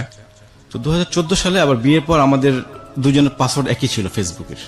আচ্ছা। আমি কখনো ঢোকা হয়নি, মানে ওরটাও যা আপনারটাও তাই? ওটাও যা আমারটাও তাই। এটা ওই করেছিল, কিন্তু ও আমারটাতে ঢুকতো বিভিন্ন সময়, আমার কখনো ঢোকা হয়নি। পরে আমি ওর মেসেঞ্জারে ঢুকলাম, ঢুকে দেখি সে একটা ছেলের সাথে চ্যাটিং করতেছে। এবং ভাষাগুলো খুব নোংরা, ওকে। খুব নোংরা ভাষা। আপনি ওর বাড়িতে ঢুকে আপনি বসেছিলেন, মানে কি কি কথাবার্তা? তখন দেখলাম চ্যাটিং এর, মানে প্রথম এটাই ছিল, আসো তোমাকে, মানে আমার চোখে যেটা পড়ছে, আসো তোমাকে আজ না আরেকদিন, মানে এরকম কিছু কনভারসেশন। তো এইভাবে বেশ কিছু নোংরা, মানে এত নোংরা ভাষা আমি কখনো শুনিও নি, দেখিও নি। আর ওর সাথে আমার এরকম কখনো হয়নি, প্রশ্নই আসে না। আচ্ছা, এগুলো ধরনের কথাবার্তা কখনো না, কখনো এই ধরনের নোংরা কথাবার্তা ও পছন্দ করতো না, আমি পছন্দ করতাম না। তো কিছুক্ষণ প্রায় 3-4 মিনিট দেখা পর আর নিতে পারছিলাম না তখন জিনিসগুলা। একটা পর্যায়ে ছেলে বলতেছে তোমার একটা ছবি পাঠাও, টপলেস ছবি। ও একটা ছবি পাঠায়, টপলেস পাঠায় না, জাস্ট ওড়না ছাড়া একটা ছবি পাঠায়। এটা মানে ও পাঠায়, আপনি ওখানে বসে আছেন, আমি দেখছেন? দেখতেছি স্টিল নাও আমার চোখের সামনে। ওকে। ও ছবিও পাঠায়, কিন্তু ছেলে বললো এই ছবি কেন, আমি তো এই ছবি পাঠাতে বলিনি। তো বললো যে এর বেশি পসিবল না। ওকে। এর বেশি পসিবল না। তখন আমি ওকে ফোন দিলাম, আমি পারছিলাম না তখন, মানে আমার সব ভালোবাসা, বিশ্বাস এক মুহূর্তে জিরোতে চলে আসলো, যে আমি কি দেখলাম এটা। পরে ওকে ফোন দিলাম যে কি করতেছ। ও বললো যে এক জুনিয়র নক দিছে, একটা রিপ্লাই দিলাম। জুনিয়রটা কে? বলে ঈশিতার কাজিন, ওর বান্ধবী ঈশিতা, ওর কাজিন। ও কি করে, কোথায় থাকে, সবকিছু যখন ও বল তুমি এমন করতেছো কেন, মানে এত কিছু কেন জিজ্ঞেস করতেছি আমি। তখন আমি একটু ভাষা খারাপ করলাম, না তুই জানিস না কেন করতেছি আমি এরকম। ওই কনভারসেশনের মধ্যে কথা আপনি ইন্টারাপ্ট করে ফেললেন? হ্যাঁ, আমি তো তখন ফোন দিয়েছি তাকে, মানে আপনার ওয়াইফকে ফোন দিয়েছেন? আমার ওয়াইফকে ফোন দিয়েছি। আচ্ছা, তো কনভারসেশন চলতেছিল এই অবস্থায় ফোন ওই দিয়েছেন? অবস্থায় ফোন দিয়েছি, হ্যাঁ। আচ্ছা, প্রথমে বলেছি কি করো, মানে আপনি কন্ট্রোল করতে পারেননি, কন্ট্রোল করতে পারিনি তখন আমি। That is another big mistake. Fine, আমি আসলে বিগ মিস্টেক বলবো কি, মানে মাথা তখন আসলে হয়তো ওনার ঠান্ডা ছিল না, যে কারণে উনি এটা করে ফেলেছেন। বাট এটা খুব খুব ঠান্ডা মাথায়, যেহেতু পাসওয়ার্ডটা আপনার কাছে ছিল, জি, খুব ঠান্ডা মাথায় আপনি পুরো ঘটনাটাকে রিভিল করতে পারতেন। আমি কখনোই ঢুকিনি। আচ্ছা, জীবনে কখনো ঢোকেননি, শুধু সন্দেহ হচ্ছে বলে ঢুকেছেন? সন্দেহ হয়েছে। But what happen in her life, sorry in his life, so ওইটাই আমরা আমাদের এখানে প্রচার করছি। বাট টুকি টুকি কয়েকটা জায়গায় যদি কখনো আপনার লাইফে এরকম সিচুয়েশন ফেস করতে হয়, দুই একটা জাস্ট একটু টিকা টিপ্পণী করছি এই কারণে, যদি হয় কখনো, তাহলে আপনি যেটা করবেন, প্রথমত সন্দেহ করা ভালো কিছু না, তারপরে যদি সন্দেহ করে যদি ভিতরে গিয়ে এরকম কোনো কিছু পানও, সেটা যে কোনো ক্ষেত্রে হতে পারে, ছেলের ক্ষেত্রে বা মেয়ের ক্ষেত্রে, দেন মাথা ঠান্ডা রেখে পুরো ঘটনাটা রিভিল করাটা খুব জরুরি। কেন জরুরি সেটা হয়তো আমি অনুষ্ঠানের শেষের দিকে গেলে আপনাদেরকে বলবো। তারপর তো বেশ কিছুক্ষণ রাগারাগি করলাম তার সাথে, এবং তখনই ব্রেকআপ করে দিলাম। তোমার সাথে ফার্দার আপনি বলেছেন ওকে যে, ওকে বলেছি যে আমি কি দেখেছি বা কি হয়েছে না? হ্যাঁ, ও জানে, ও তখন বুঝতে পেরেছে। পুরো জিনিসটা বলে আমি ওকে স্ক্রিনশট পাঠিয়ে দিয়েছিলাম তখন। ও, আপনি স্ক্রিনশটগুলো নিয়ে নিয়েছেন? 2-3টা নিয়েছিলাম। এগুলো আছে আপনার কাছে এখন ডকুমেন্টস? আছে, আমার কাছে আছে, স্ক্রিনশট আছে। ওকে। তো আমি ওকে আবার এই স্ক্রিনশটে পাঠিয়ে দিয়েছিলাম। তো তখন খুব সরি বলল। আপনি ঘটনাটা জানতে চাইলেন না যে কি হয়েছে তোমাদের মধ্যে? হ্যাঁ, ওই বলতেছে জুনিয়র, তো জুনিয়রের সাথে এরকম রিলেশন কেন তোমার?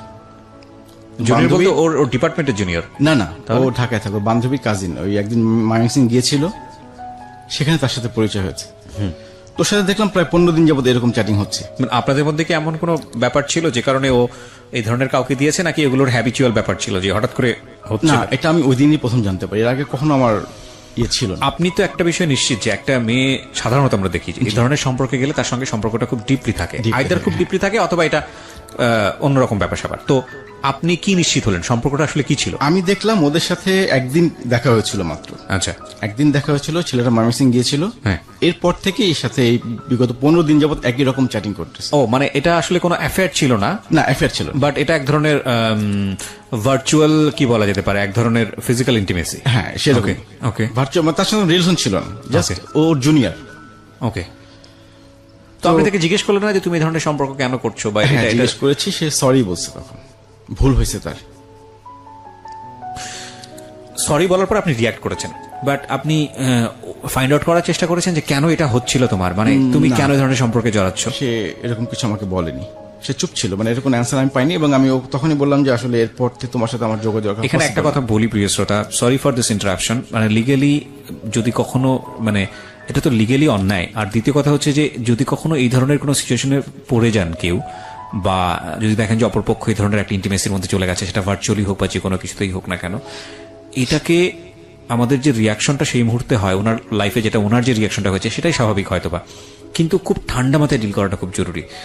এই কারণে জরুরি যে এটা আপনার একজন সাইকিয়াট্রিস্টের সঙ্গে কথা বললেই হয়তো বা বুঝতে পারবেন যে আমাদের ভার্চুয়াল বলয়টা আমাদেরকে যত বেশি ফ্রি করে দিয়েছে ঠিক তত বেশি আমাদের মনের ভিতরে বিভিন্ন রকমের জিঘাংসা, সেটা সবার জীবনেই কম বেশি এই জিনিসগুলো আছে, বের করে নিয়ে আসতে পেরেছে। হয়তো বা ভার্চুয়ালি আমরা এভাবে মুভ না করলে হয়তো এগুলো কখনোই এক্সপ্রেস হতো না, কিন্তু যেহেতু আমাদের অপরচুনিটি আছে সে কারণে আমরা এই জিনিসগুলো করি, এবং করতে গিয়ে আমাদের একটা স্বাভাবিক সম্পর্ক, একটা সুন্দর সম্পর্ক, একটা ভালো সম্পর্ক, এটা ভয়ঙ্কর রকমভাবে বিপদের মধ্যে পড়ে। এবং যদি কখনো এই ধরনের সিচুয়েশন ফেস করেন, লাইক আপনি করছেন না, আপনার অপরপক্ষ হয়তো বা এভাবে ইনভলভ, সেক্ষেত্রে আপনার মাথা ঠান্ডা রেখে পুরো বিষয়টাকে ডিল করাটা খুব জরুরি ফর বেটারমেন্ট, মানে আপনাদের দুজনের জন্যই।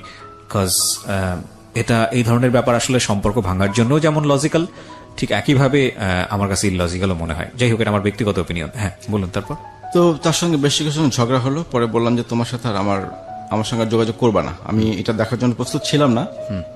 মানে সবকিছু এখন জিরোতে চলে আসলো হুট করে এই জিনিসগুলো দেখার পর। তো সে অনেক সরিটারি বললো, কান্নাকাটি করলো, আর হবে না এরকম, সে ভুল করছে। পরে কি করবো, 7-8 দিন পর আবার তার সাথে আমি ক্ষমা করে দিলাম যে ঠিক আছে, আর ফার্দার যাতে এরকম কিছু না হয়। 7-8 দিন পর আপনি নিজেই থাকতে পারেননি? হ্যাঁ, নিজে আমার ওই যে বললাম, আমার একটা ওর চিঠিটা পড়লে আমি কিছু, মানে তখন আমার কিছু মনে থাকতো না। Blindly emotionally attached, exactly. এবং সে কারণেই আপনি ভাবে রিয়াক্ট করছেন, সে কারণেই আপনি আবার 7 দিন পরে ফিরে আসছেন। নইলে আসলে এগুলো আসলে লজিক দিয়ে চিন্তা করার বিষয়, আপনার জায়গা থেকে সেটা খুব স্বাভাবিক ছিল। আমি সেই ওই কান্নাগুলো যখন চিন্তা করতাম, সে যে কান্নাগুলো করতো, রাইট, ওগুলো চিন্তা করে তখন আমি ভুলে যেতাম সবকিছু। পরে আমি তাকে বললাম যে এরকম আমি খুব কষ্ট পাইছি। সে বলছে না, সে তার ভুল হয়েছে, সে ভুল স্বীকার করেছে, এরকম কিছু করবে না। তো এভাবে গেল। এর মধ্যে তো বিয়ের জন্য প্রেশার দিচ্ছি আমি, যে তুমি বাসায় কথা বলো। আমার বাসা থেকেও চাপ দিচ্ছে যে কি ব্যাপার, বিয়ে করছো, বউ উঠে নিয়ে আসো এখন।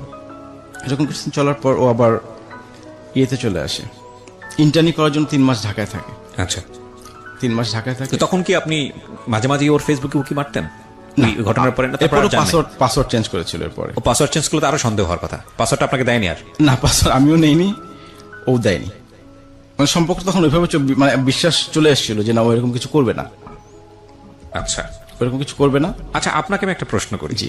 সেটা হলো যে এই পাসওয়ার্ডটা যে দুইজনের একই রকমের পাসওয়ার্ড ছিল ফেসবুকের, জি, এটা কি আপনি মনে করেন সম্পর্কের জন্য ঠিক? মানে আজকালকার যুগে অনেকেই এটা করে।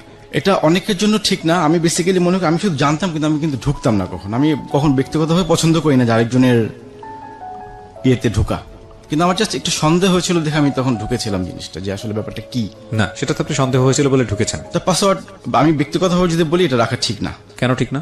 এটা একজন মানুষের ব্যক্তিগত ব্যাপার, সে ইয়ে করতে। কিন্তু আমরা ভালোভাবে এখন বাসি কাউকে, তখন তার ব্যক্তিগত বলে কোনো কিছু থাকে না, আমরা সব বিষয় ইন্টারফেয়ার করতে চাই। সব বিষয় সেই হিসাবে আমাদের পাসওয়ার্ডটা চেঞ্জ করা হয়, মানে একই পাসওয়ার্ড ছিল আমাদের। যে আমি সেটা একটা বিগ মিস্টেক আমরা মনে করি। সেরকম কিছু করছি না, আমার পাসওয়ার্ড জানার অসুবিধা কোথায়? একটা জিনিস মনে রাখবেন, যারা এখানে শুনছেন, যারা ভালোবাসেন এবং যাদের পাসওয়ার্ড এক, তাদের সবার প্রতি সম্মান রেখেই বলছি, ভালোবাসেন, ভালোবাসার প্রতি শ্রদ্ধা আছে, কিন্তু ভালো এমন ভাবে বাইসেন না যাতে একজনের নাক আরেকজনের, মানে আমি আসলে কিভাবে বোঝাবো ঠিক বোঝাতে পারছি না। মানে ইন্টিমেসিটা এমন জায়গায় নিয়ে যায় না যেখানে কোনো ব্রিদিং স্পেস নাই।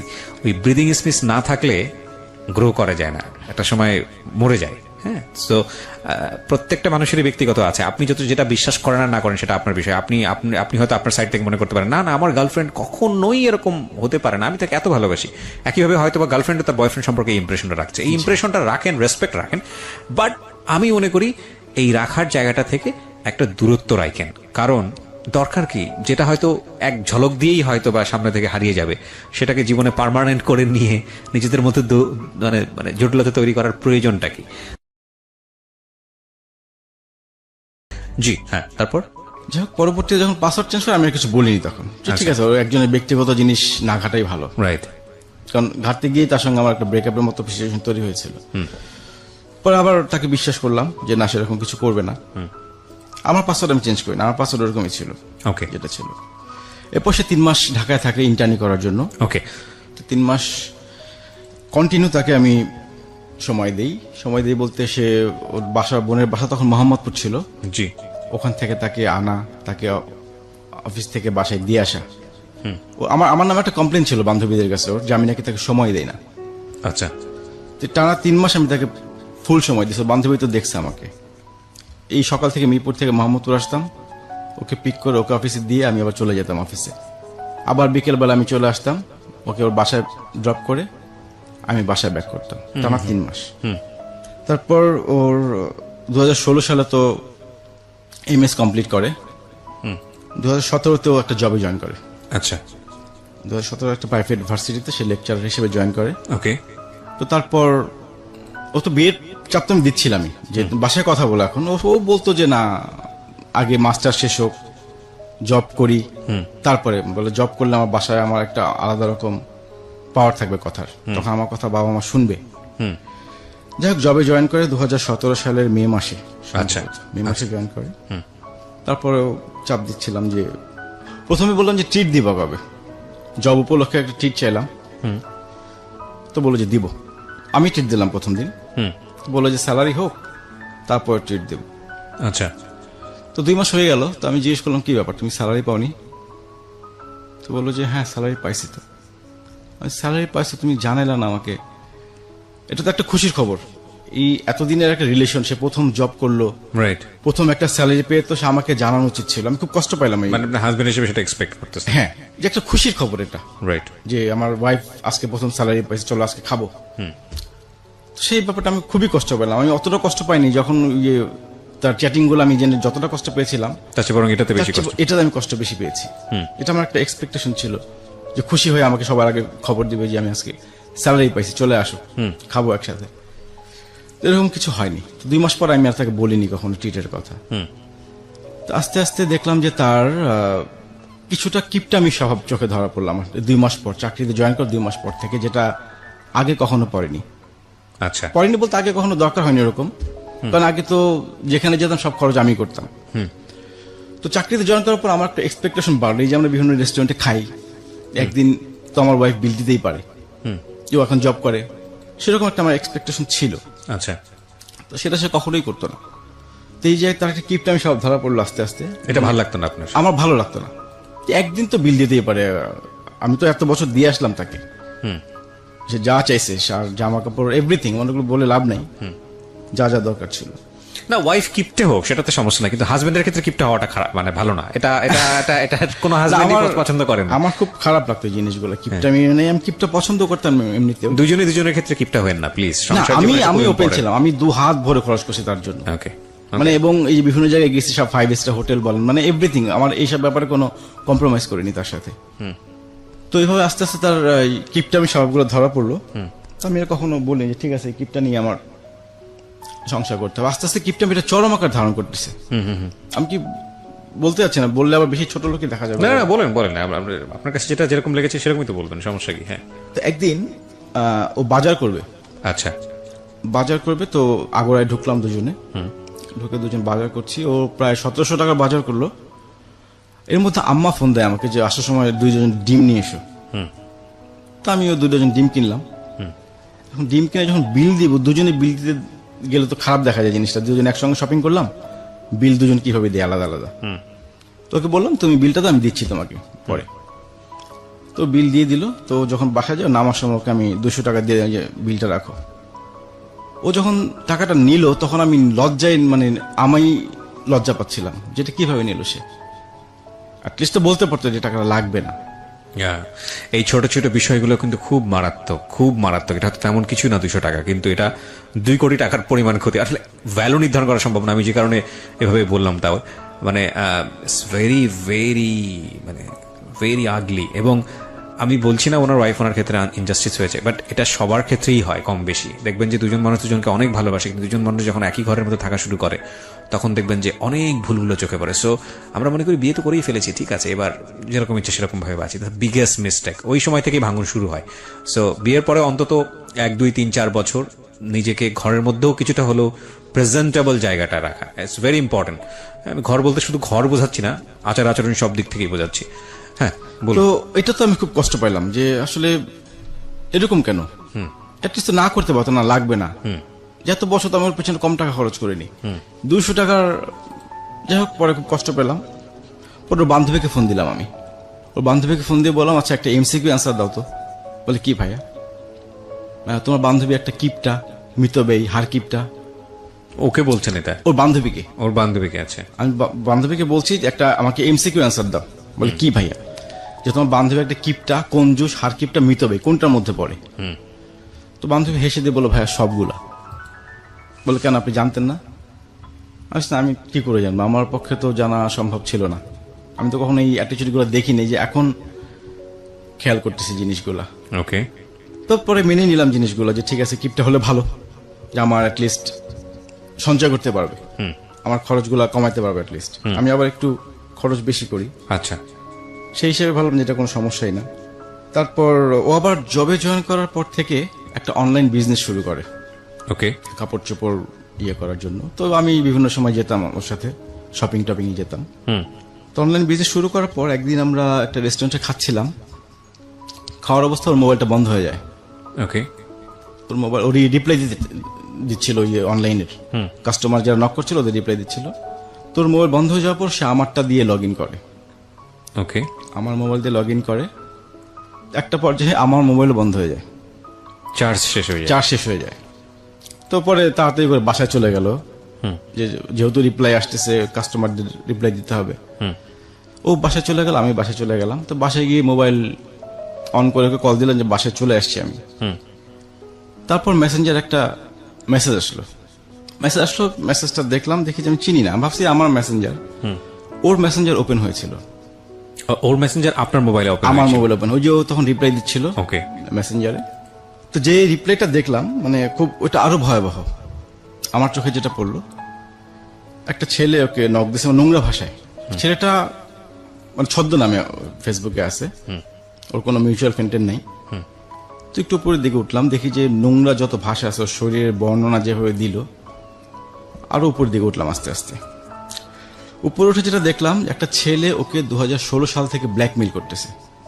কিরকম ব্ল্যাকমেইল করতেছে? ওই ছেলের কাছে ওর কিছু ছবি আছে এবং কিছু ভিডিও ক্লিপস আছে ওই ছেলেটার কাছে। এইটা নিয়ে সে ওকে ব্ল্যাকমেইল করতেছে। ও যেখানে দেখা করতে বলতেছে সেখানে যাচ্ছে, যেভাবে বলতে সেভাবে সেই রিপ্লাই দিচ্ছে মেসেজের। Big situation. প্রিয় শ্রোতা, আমরা বিরতি নেব এই পর্যায়ে। ছোট্ট একটা যা ভেবেছিলাম গল্পটা অন্যদিকে চলে যাচ্ছে। অ্যান্ড ডোন্ট ওয়ারি, কজ আমি সবসময় একটা কথা বলি যে প্রত্যেকটা জীবন গল্পই আমাদের কিছু না কিছু শেখায়। সো আপনি যদি পুরো গল্পটা মনোযোগ দিয়ে শোনেন শেষ পর্যন্ত, অফকোর্স আপনি লেসনের জায়গা থেকে কিছুটা পাবেন, যেটা আপনার জীবন সুন্দরভাবে গড়তে সাহায্য করবে।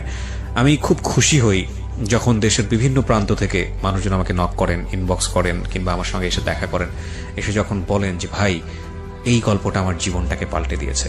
আমার কাছে মনে হয় যে এই পৃথিবীতে এর চেয়ে বড় পাওয়া আর কিছু হতে পারে না। এটা অনেক বড় পাওয়া। বিকজ দেখেন, আমি খুব ক্ষুদ্র একজন মানুষ।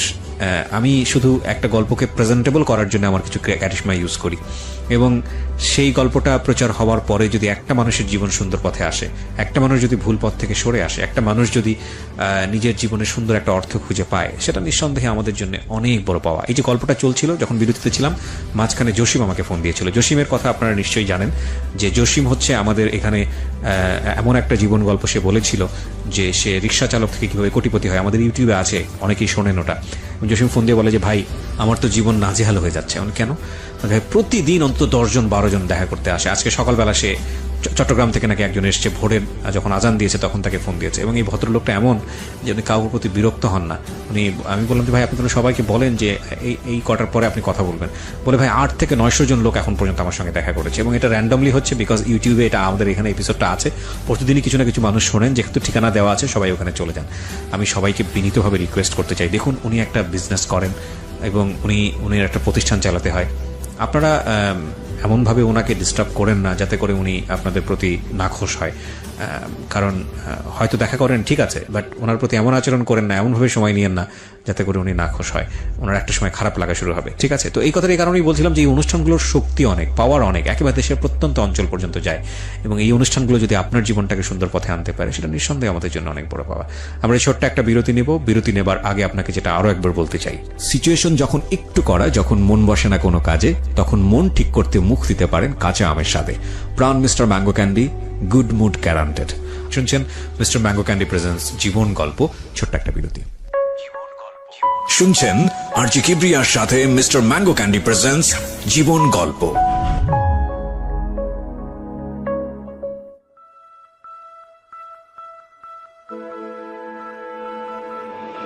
Love, hate, challenge, motivation, lies, truth. possible. Virtue. Morality. Something beyond entertainment. Welcome to my stage of reality. Stay tuned. Sunday and Wednesday with me RJ Kibriya, only on Dhaka FM 90.4.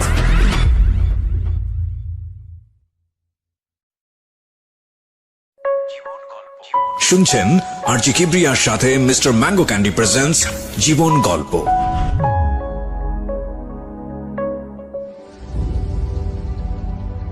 Welcome back once again প্রিয় শ্রোতা, আপনারা শুনছেন mister mango candy presents জীবন গল্প। আমি আরজি কিবরিয়া আপনার সঙ্গে রয়েছি। আমি কথা না বাড়িয়ে আমার যিনি গেস্ট আজকে এখানে আছেন, জি আপনার নামটা আমি ভুলে গেছি, আরেকবার যদি নামটা একটু আমার নাম মোহাম্মদ জায়েদ হোসেন। জায়েদ হোসেন। আমি জায়েদের কাছে আবার রেখেছি। জায়েদ, যেখানটায় আপনি ছিলেন যে আপনি ইনবক্স এগুলো চেক করে পেলেন, ইনবক্স চেক করে দেখলাম 2016 সাল থেকে একটা ছেলে তাকে ব্ল্যাকমেইল করছে। কথোপকথন কনভারসেশন কি ছিল একটু মনে করতে পারবেন? কনভারসেশন গুলো ছিল এরকম, মানে সে তো ব্ল্যাকমেইল করছেই, মানে ওর শরীরে বর্ণনা দিচ্ছে, ও রিপ্লাই দিচ্ছে আবার ওই সেই যে প্রথম বললাম একই টাইপের রিপ্লাই দিচ্ছে, জাস্ট ওই ছেলেটাকে ওর কাছে আনার জন্য। এটা কি বোঝা যাচ্ছে ওদের কথাবার্তা শুনে? হ্যাঁ, বোঝা যাচ্ছে। এবং বলছে যে তুমি এখানে যদি না আসো আমি তোমার এটা ফ্ল্যাশ করে দিব, ফ্ল্যাশ করে দিবে, ফেসবুকে পাবলিশ করে দিবে, ভার্সিটিতে পাবলিশ করে দিবে। ওই ছেলেটা ভার্সিটির, আমি যতটা বুঝতে পেরেছি, এবং সে আমাকেও চিনি। কোন ভার্সিটির? মানে ওই একই বিশ্ববিদ্যালয়, একই ভার্সিটির, একই ভার্সিটির। এবং আপনাকেও সে ছেলেটা চেনে? আমাকেও সে চিনে, এবং আমার নামও নোংরা কথা বলছে যে জায়েদ ভাই তো খুব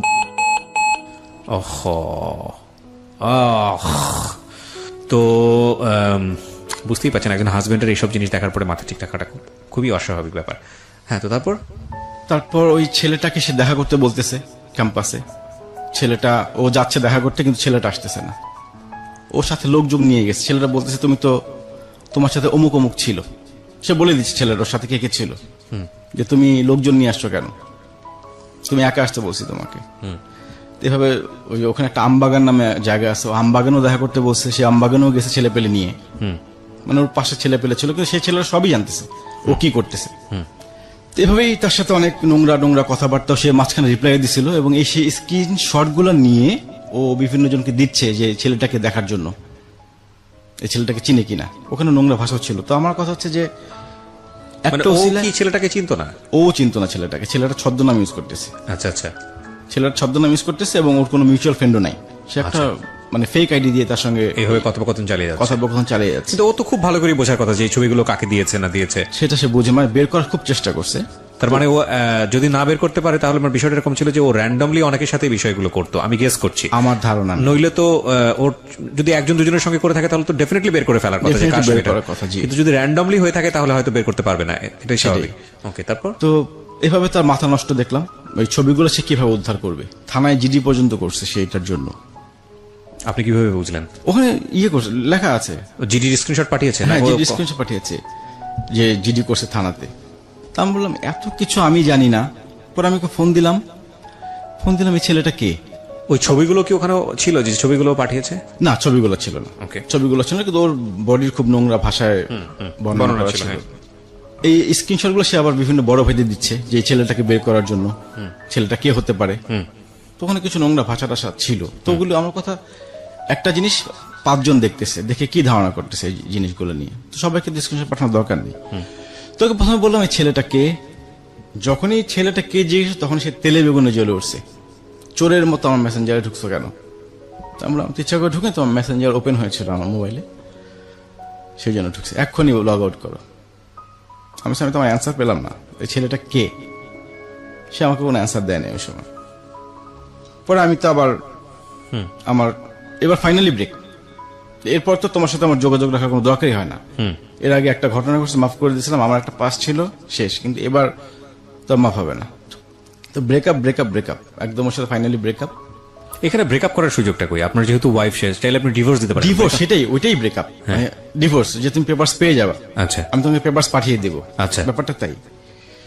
তো 2 দিন পর দেখি ওর ফ্রেন্ড একটা মালয়েশিয়ায় থাকতো, বান্ধবী, সে আমাকে ফোন দিছে, বলছে ভাইয়া আসলে এটা তো আমরা সবাই জানি, ব্যাপারটা একটা ছেলে ওকে ব্ল্যাকমেল করতেছে, ওর কিছু ছবি এডিট করছে।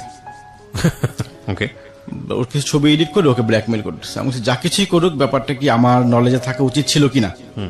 বলে হ্যাঁ ভাই অবশ্যই আপনার নলেজে থাকা উচিত ছিল এটা। কিন্তু আমি একটা প্রশ্ন করতে চাই আপনাকে, উচিত তো অবশ্যই ছিল, খুব সেন্সিটিভ একটা বিষয় নিয়ে আমরা কথা বলছি আজকে। আপনার সাথে তার সম্পর্কটা কি এতটা কমফোর্টেবল ছিল যে ওই রকম একটা প্রবলেম সে আপনার সঙ্গে ডিসকাস করতে পারে? আমাদের সম্পর্কটা খুবই মধুর ছিল এবং খুবই ফ্রেন্ডলি সম্পর্ক ছিল। আমি কখনো হাজবেন্ড ছিল, কিন্তু ঘটনা তো সেটা বলতেছে না। আমি কখনো হাজবেন্ড ছিল ব্যবহার তার সাথে করিনি, কখনোই না। বাট ঘটনা তো সেরকম বলছে না। এরকম একটা কিছু হলে তো সবার আগে আপনার সঙ্গে শেয়ার করা। আমার তো প্রশ্ন সেটাই যে সবার আগে কে জানার কথা, আমি জানার কথা। সে আমাকে কিছু শেয়ার করেনি। বান্ধবী ফোন দিল, বললো ভাই ওর এডিট করা ছবি ও ব্ল্যাকমেল করতেছে। আমি বললাম না, যত কিছুই বলো আমার জানা উচিত। এডিট করা ছবি হলো আসলে জিডি হবে কেন? সেটাই তো কথা। আমি এডিট তো এডিটই, এডিট তো যে কারো ছবি এডিট করতে পারে, রাইট। ওটা নিয়ে তো এত ঝামেলার কিছু নাই। বলে না মানুষজন দেখলে কি মনে করবে, প্রথমে তো মানুষজন দেখবে। তো বান্ধবী গুলো, আমি আমার সিদ্ধান্তে অটল যে না, আমি ওর সাথে আর সম্পর্কে যাব না। ওর আরেকটা বান্ধবী ফোন দিল, ওর সাথে আমি একই কথা বললাম যে আমি ডিসিশন নিয়ে নিছি, ও পেপারস পাঠিয়ে দেবো। লাস্টে ফাইনালি ওর এক টিচার ফোন দিল, ভার্সিটির টিচার। একটা মিনিট, এখানে ও তখন একটা প্রাইভেট ইউনিভার্সিটিতে জব করে, লেকচারার। তার মানে ওর তো রেজাল্ট সবকিছু ভালো। রেজাল্ট ভালো। আচ্ছা, প্রাইভেট ইউনিভার্সিটি ঢাকার প্রাইভেট ইউনিভার্সিটি? ঢাকা ধানমন্ডিতে একটা প্রাইভেট ইউনিভার্সিটি। Okay fine. হ্যাঁ, তো ওর ভার্সিটির টিচার ফোন দিল, মানে ময়মনসিংহ এগ্রিকালচার ইউনিভার্সিটির এক টিচার, ওরই ফ্রেন্ড। তো সে প্রথমে পরিচয় দিল, আমি টিচার, আমি অমুক বলছি। তার সাথে প্রায় টানা 2-3 ঘন্টা কথা বললাম। তুমি আমাকে কনফিডেন্স করলো আর কি, যে আসলে ভুল করছে। আমি এটা কি আমার জানা উচিত ছিল কিনা। তখন তো ওই ফ্রেন্ডও জানা যে আমরা বিয়ে করছি। ওই যে টিচার আমাকে ফোন দিচ্ছে সেও জানে না আমরা বিয়ে করছি। ও জানে না? না। আচ্ছা, তো ওকে তো আমি অত ভাবে বলতে পারতেছি না। তাহলে সে আপনাকে সে কে হিসেবে ফোন দিল? আমাকে তার বয়ফ্রেন্ড হিসেবে ফোন দিছে। আচ্ছা, ওকে। বয়ফ্রেন্ড হিসেবে ফোন দিছে যে আসলে ব্যাপারটা কিছুই না, আমরা সবাই জানি ভার্সিটি একটা ছেলে ডিস্টার্ব করতেছে, আমরা হ্যান্ডেল করতেছি ভার্সিটি থেকে। তেমন এত কিছু হলো, থানায় জিডি হলো, আমি কিছুই জানলাম না এটা কেন।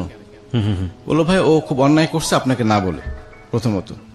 তারপর এটা আমরা দেখতেছি এটা একটা এডিট করা ছবি, আপনি কিছু মনে করেন। সে মোটামুটি আমাকে কনফিডেন্স করে ফেললো। আর ওর সাথে যখন কথা বললাম, হানির সাথে যখন কথা বললাম, মানে আমার ওয়াইফ, ও প্রথম অ্যান্সার ছিল আমি আমার বাবা মাকেই জানাইনি, তুমি কে? আমি তোমার বাবা মাকে জানানো, তোমার বাবা মা কয়দিন গেছে ভার্সিটিতে? একদিনও তো যায় নাই। আমি গেছি, আমি তোমার বাবা মার দায়িত্ব পালন করছি, আমি তোমার ভাইয়ের দায়িত্ব পালন করছি, বড় বোনের দায়িত্ব পালন করছি। তো লাস্টে আবার ওই টিচারের মাধ্যমে জিনিসটা মিউচুয়াল হয়। আমি তখন ধরে নিই যে না, এটা এডিট করাই ছিল, মানে নিজেকে বুঝাই এডিট করার ছবি হবে হয়তো। সেই ওই আগের স্মৃতিগুলো যখন মনে করি তখন আবার ঠান্ডা হয়ে গেলাম। এখানে একটা জিনিস বিষয় বলি যে আপনারা যারা গল্পটা শুনছেন তাদের কাছে মনে হতে পারে আমাদের আজকের জায়েদ অনেক বোকা। ডেফিনেটলি বোকা, কিন্তু এই বোকামিটা যাতে আপনি না করেন সেজন্য আজকের এই গল্পটা। বাট একটা কথা মনে রাখেন, প্রেম এর চেয়েও ভয়ানক বোকা বানিয়ে দেয় মানুষকে। হ্যাঁ, এবং এটা সম্ভব। ঠিক আছে, ওকে, বলুন। এরপরে ওর বাসা নিবে নতুন, ও বোনের বাসা থেকে অফিস করতো। তো বলে যে আমি বাসা শিফট করবো, ওখানে ওরা 2 বোন থাকে, এটা ব্যাপারটা কেমন দেখা যায়, তুমি একটা বাসা নিয়ে দাও আমাকে। তো তখন আপনি কি জানলেন ছেলেটা সম্পর্কে, যে তুমি কত কি করেছো, কি অবস্থা? না, আর কিছু জানিনি। ছেলেটাকে ট্রেস করা যায়নি, ওখানেই শেষ। মানে ভার্সিটির টিচার বলছে এটা প্রক্টর পর্যন্ত জিনিসটা জানে। আচ্ছা। তো আমি একটা বাসা নিয়ে দিলাম শঙ্করে। তো বাসা নেওয়া যাওয়ার পর ওর যে জিনিসপত্র ছিল হলে, ওগুলো শিফট করে নিয়ে আসলাম আমি। আচ্ছা, একদিনই যাও, আমি ওর বাসা একদিনই গেছি, জাস্ট ওই মালামালগুলো উঠিয়ে দেওয়ার জন্য। তো ওদিকে দারোয়ান সিঙ্গেল বাসা ভাড়া দিবে না, মানে বাড়িওয়ালা ব্যাচেলার করে কাউকে ভাড়া দিবে না। তো আমি দারোয়ানকে বলছিলাম যে আমার ওয়াইফ এখনো আমাদের প্রোগ্রাম হয়নি, হয়ে যাবে। সে এসে বাসাটা ভাড়া দেয়। এরপর কি হয়, নভেম্বরের ফার্স্ট উইকে, নভেম্বর 2018, একদিন ভার্সিটিতে যাই আমি। ওই দিন আমার যাওয়ার কথা ছিল না, আমি সপ্তাহে 4 দিন যেতাম আমি ভার্সিটিতে। 6 দিন ক্লাস, তো 4 দিন যেতাম। আচ্ছা। ওই দিন আমার যাওয়ার কোনো প্ল্যান ছিল না। তো ওই দিন গেলাম, কাছাকাছি গিয়ে ফোন দিলাম, তুমি কোথায়? বললো যে আমি নিউ মার্কেট আসছি। নিউ মার্কেট কি করো? বলে একটু শপিং এ আসছি কলিগের সাথে। ওকে। কলিগ কি ছেলে না মেয়ে? বলে দাদা, এই রিপ্লাইটা দিল। ঠিক আছে তাহলে থাকো, আমি আসতেছি, নিউ মার্কেটে আসতেছি, তোমরা ওয়েট করো, আমি একসঙ্গে ব্যাক করবো। ওকে। তোরা ওয়েট করে, ইয়েতে স্টার কাবাবে ওয়েট করে। তা আমি গেলাম, গিয়ে দাদার সাথে পরিচয় হলো, ওখানে কাবাব টাবাব খেলাম। খেয়ে বিল তো আমি আজীবন দিয়ে আসছি, তা আমিও বিল বের করবো, এমন সময় আমার ওয়াইফ বলতেছে যে বিলটা দিয়ে দাও। আগ বাড়িয়ে বললো জিনিসটা, বিল তো আমি দিব। তো বিল দিয়ে চলে আসলাম। বলতেছি কারণ আছে একটা, বিলের কথাটা পরবর্তীতে ক্লিয়ার হবে। জি। তো ওকে নামিয়ে দিয়ে পর দাদাকে নামাইতে গেলাম বাসায়। দাদার ওখানে দাদা আবার অফার করলো, চায়ের অফার করলো। যে আসছেন চা খেয়ে যান। দুজনে মিলে চাটা খেলাম, খেয়ে বাসায় চলে গেলাম। এভাবে গেল। তারপর নভেম্বরের ফার্স্ট উইক ওর বাসায় আমি প্রপোজাল পাঠালাম অফিসিয়াল। মানে এতদিন তো এটা কেউ জানতো? হ্যাঁ, ও জানতো না। ও না জানা ছাড়াই? হ্যাঁ, ও না জানা ছাড়াই। হ্যাঁ। কারণ ওকে তো এতদিন বলছি যে বাসায় কথা বলার জন্য, ওকে না জানিয়ে আমি ওর বাসায় প্রপোজাল পাঠাই। মানে ওদের পরিচিত, যে যাকে পাঠিয়েছিলাম ওর বাবার পরিচিত। তো গিয়ে অফিসিয়ালি বিয়ের প্রপোজাল দেয়। তো ওর বাবা আমার কথা শুনে সাথে সাথে রিজেক্ট করে দেয়। ওকে। তিনি বললেন যে না, ছেলে তো ম্যারিড, ছেলে ম্যারিড, এই ছেলের কাছে তো প্রশ্নই আসে না। জানতো যে আপনার বিয়ে হয়েছে? আমার বিয়ে হয়েছে জানতো। ওকে। আমার বিয়ে হয়েছে জানতো। এবং এর মধ্যে আমি স্কিপ করে গেছি একটা, হ্যাঁ। 2015 সালের দিকে ওর বাসায় জানাজানি হয় যে আমার সাথে ওর রিলেশন আছে। তখন ওকে নিয়ে বসে এবং আমার বাসায় আসার কথা ছিল ওদের। ওর দুলাভাই রাজি ছিল, কিন্তু ওর বাবা রাজি ছিল না। আচ্ছা। মানে সবকিছু রেডি যে আমার বাসায় আসবে, এসে প্রপোজাল নিয়ে, এরকম একটা অপশন ছিল, কিন্তু পরবর্তীতে ওর বাবা রাজি হয়নি। তো নভেম্বরের ফার্স্ট উইকে যখন প্রপোজাল দিলেন, তো সাথে সাথে রিজেক্ট করে দিলেন। তো যখন দেখলো যে কোনোভাবেই রাজি না, তখন উনি বললেন যে আসলে তখন উনি বলে দিলেন আমাদের বিয়ে ব্যাপারটা, আচ্ছা। যে ওরা তো 3 বছর আগে বিয়ে করছে, এখন তো কি করবেন করেন। তো বিয়ের কথা শুনে ও বাবা বললো ঠিক আছে তাহলে ঢাকা যান, আমি ঢাকা আসতেছি 2 দিন পর, তখন কথা বলবো সাক্ষাতে। তো উনি 2 দিন পর ঢাকা, মানে উনি কোন প্রকার রিয়াক্ট করেনি? ঠান্ডা মাথায় পুরো বিষয়? ঠান্ডা মাথায়, হ্যাঁ। ওকে। তো উনি 2 দিন পর ঢাকায় আসলেন। ঢাকায় এসে হানি সহ বসলেন, ওদের ফ্যামিলিগত ভাবে, বোন সহ, দুলাভাই সহ। তো হানিকে জিজ্ঞেস করছে যে বিয়ে করছো কিনা। তো হানি বলছে 3 মাস আগে বিয়ে করছি। 3 বছর না বলে 3 মাসের কথা বলছে।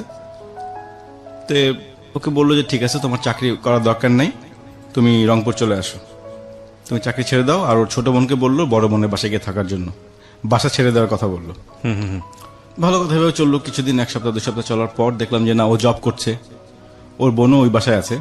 তো তখন আমি বললাম তাহলে তোমার বাসা থেকে কি একটা রেজাল্ট আসছে বলো, আমি 1 তারিখে বাসা নিচ্ছি, ডিসেম্বরের 1 তারিখে আমি বাসা নিচ্ছি, হয় এসপার নয় ওসপার, হয় তোমার ফ্যামিলিকে রাজি করাতে পারবা, আদারওয়াইজ তুমি চলে আসবা। ও আর কথা বললো না বাসায় কারোর সাথে, মানে বারবার জিজ্ঞেস করলে জিনিসটা অ্যাভয়েড করে যাবে সবসময়। তো এরপর এভাবে চললো। চলার পর এর মধ্যে নভেম্বরের 26 তারিখ ওর বার্থডে। আচ্ছা।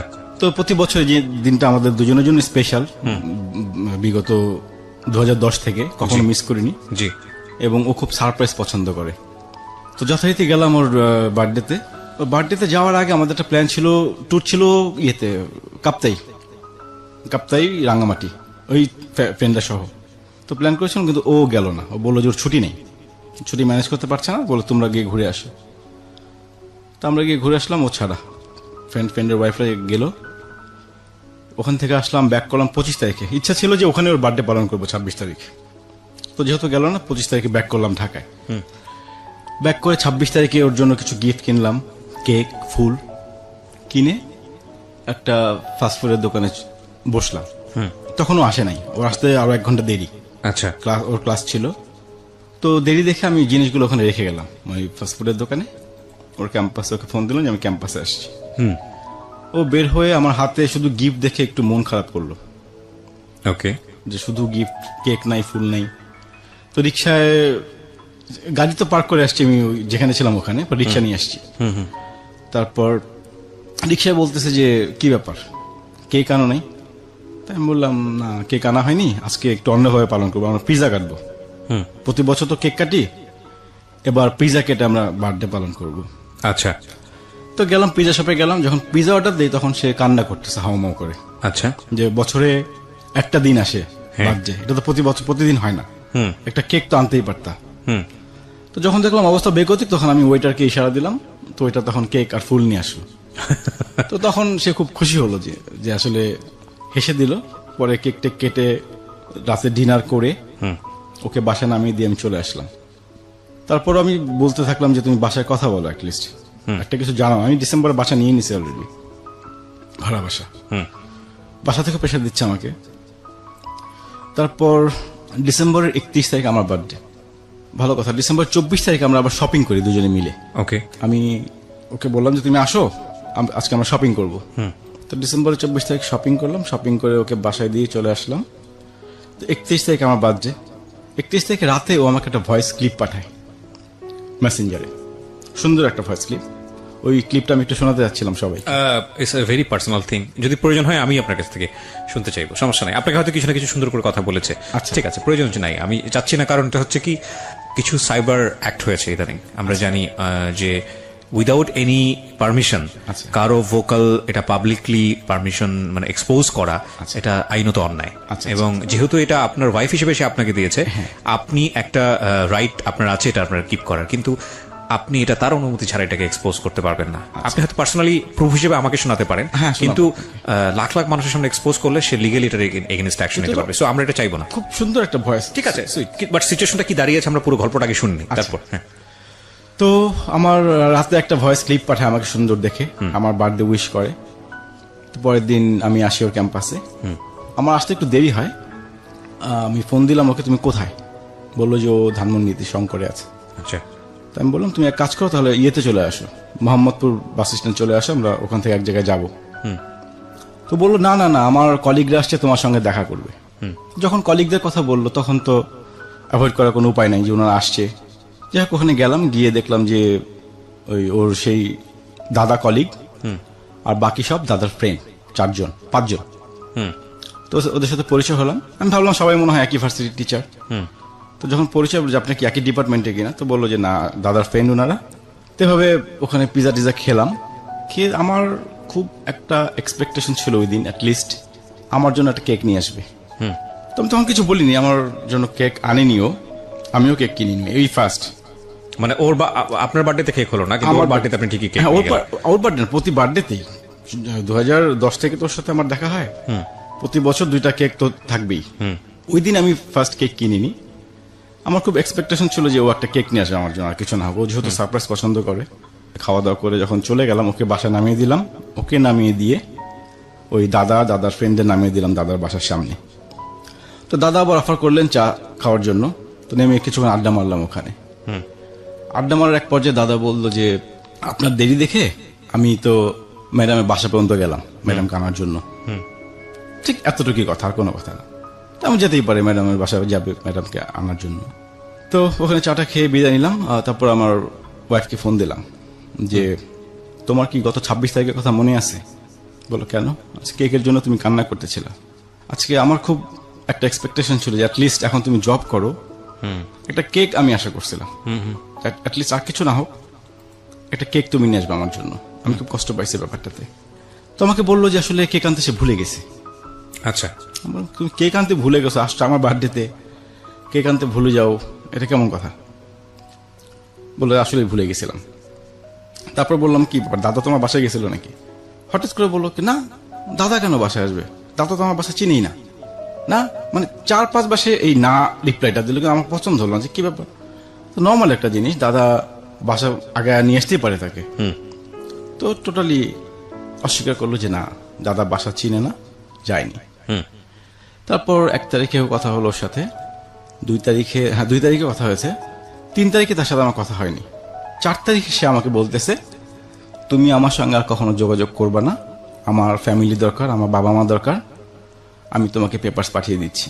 হঠাৎ করে কোনো কথা নাই, বার্তা নাই। তাই আমি ভাবলাম যে কি ব্যাপার, ফান করতেছে মনে হয়। তা আমি কন্টিনিউ ফোন দিয়ে যাচ্ছি, ওর একই কথা, আমার বাবা মা দরকার। আমি তো তোমার বাবা মা আলাদা করিনি, ওনারা থাকবেন, সমস্যা কোথায়? বললো না, আমি তোমাকে পেপারস পাঠিয়ে দিচ্ছি।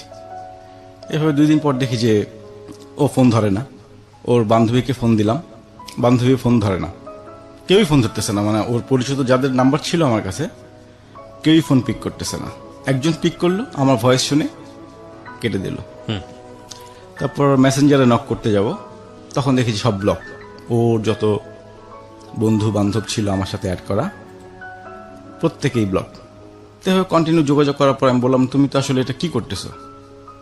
বলছে না, তার ডিসিশন ফাইনাল, সে পেপারস পাঠাবেই। ওকে, ঘটনাটা ক্লাইম্যাক্স সিচুয়েশনে চলে গিয়েছে। আসলে পেপারস পাঠাবে নাকি পাঠায়নি নাকি পাঠিয়েছে বা জীবনটা আসলে কোন দিকে ঘুরছে সেগুলো নিয়ে একটা বড় ধরনের প্রশ্ন থেকে যায়। বাই দ্য ওয়ে, আমি কিন্তু একটা বিষয় আপনাদেরকে শুরু থেকেই বলার চেষ্টা করছিলাম, গ্যাপ পাচ্ছিলাম না বলে বলিনি। বিরতিতে যাওয়ার আগে বলতে চাই, আমরা কিন্তু এখন থেকে আমাদের এই যে অনুষ্ঠানটি চলে সেটার কিন্তু ভিডিও ফুটেজ দেই হচ্ছে আমার পার্সোনাল যে ইউটিউব চ্যানেলটি আছে সেখানে।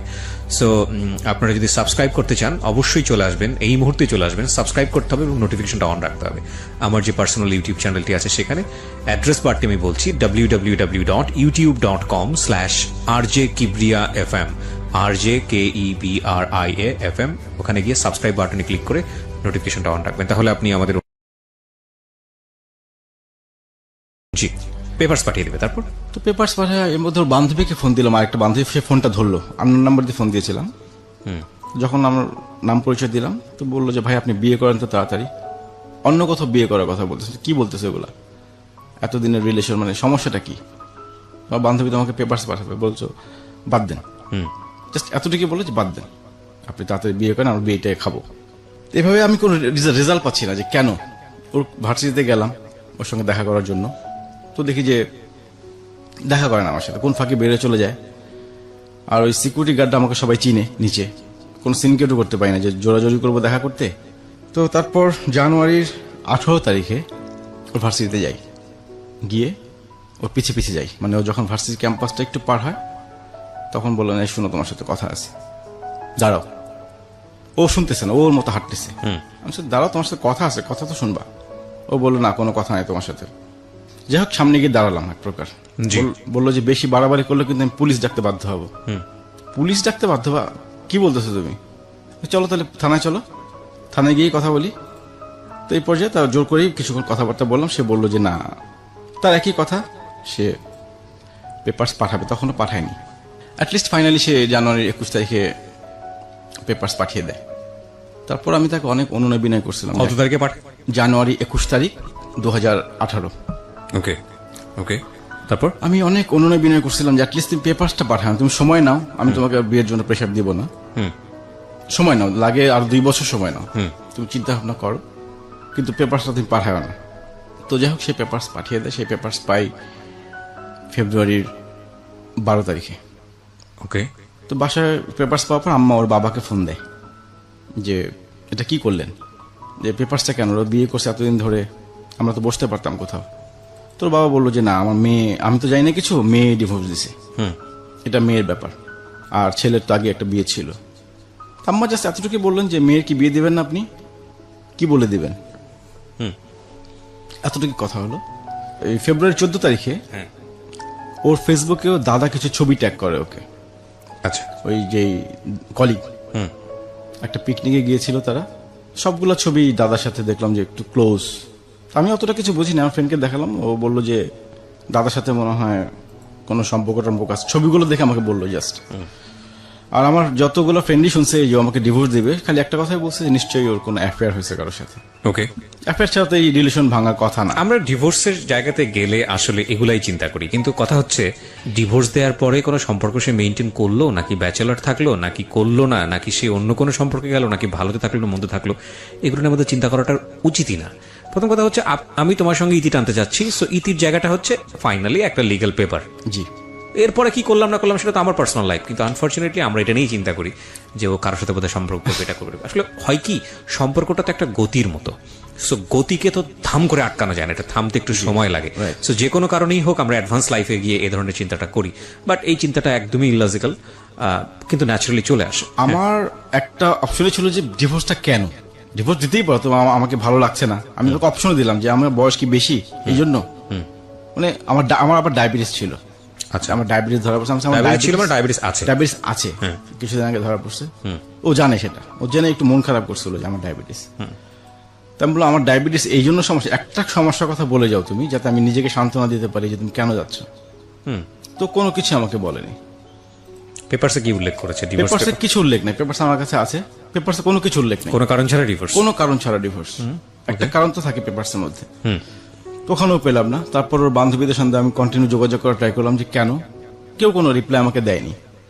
এবং ওদেরকে আমি টেক্সট করেছি যে একটা সময় তো তোমাদের প্রয়োজন, আমি ছিলাম তোমাদের পাশে, হেল্প তো করছি, সেই ইয়েতেও আমাকে একটু হেল্প করো। কিন্তু ওরা সিন করে করে আমার কোনো রিপ্লাই দেয়নি, বা কেউ কোনো ফোন পিকও করেনি। আমার তো জানতে হবে ব্যাপারটা কি আসলে। মাথার মধ্যে একটা কোশ্চেনই খালি কাজ করতেছে। ওর যে ফেসবুকের ইমেল অ্যাড্রেস দেওয়া ছিল ওটা আমার ছিল, আমি তৈরি করে দিয়েছিলাম, ওটা আর চেঞ্জ করা নেই কখনো। তো তখন চিন্তা করলাম যে ওর ফেসবুকে ঢুকলে তো কিছু একটা পেতে পারি, নিশ্চয়ই কারোর সঙ্গে জিনিসগুলা শেয়ার করেছে, কেন ডিভোর্স। তো কি করলাম, ওর ইমেল আইডি দিয়ে ফরগট পাসওয়ার্ড দিলাম, দেখি চলে আসলো। তারপর ওর মেসেঞ্জার লক করলাম, লক করে ইমেল আইডি চেঞ্জ করে দিলাম যাতে ও ঢুকতে না পারে ওখানে।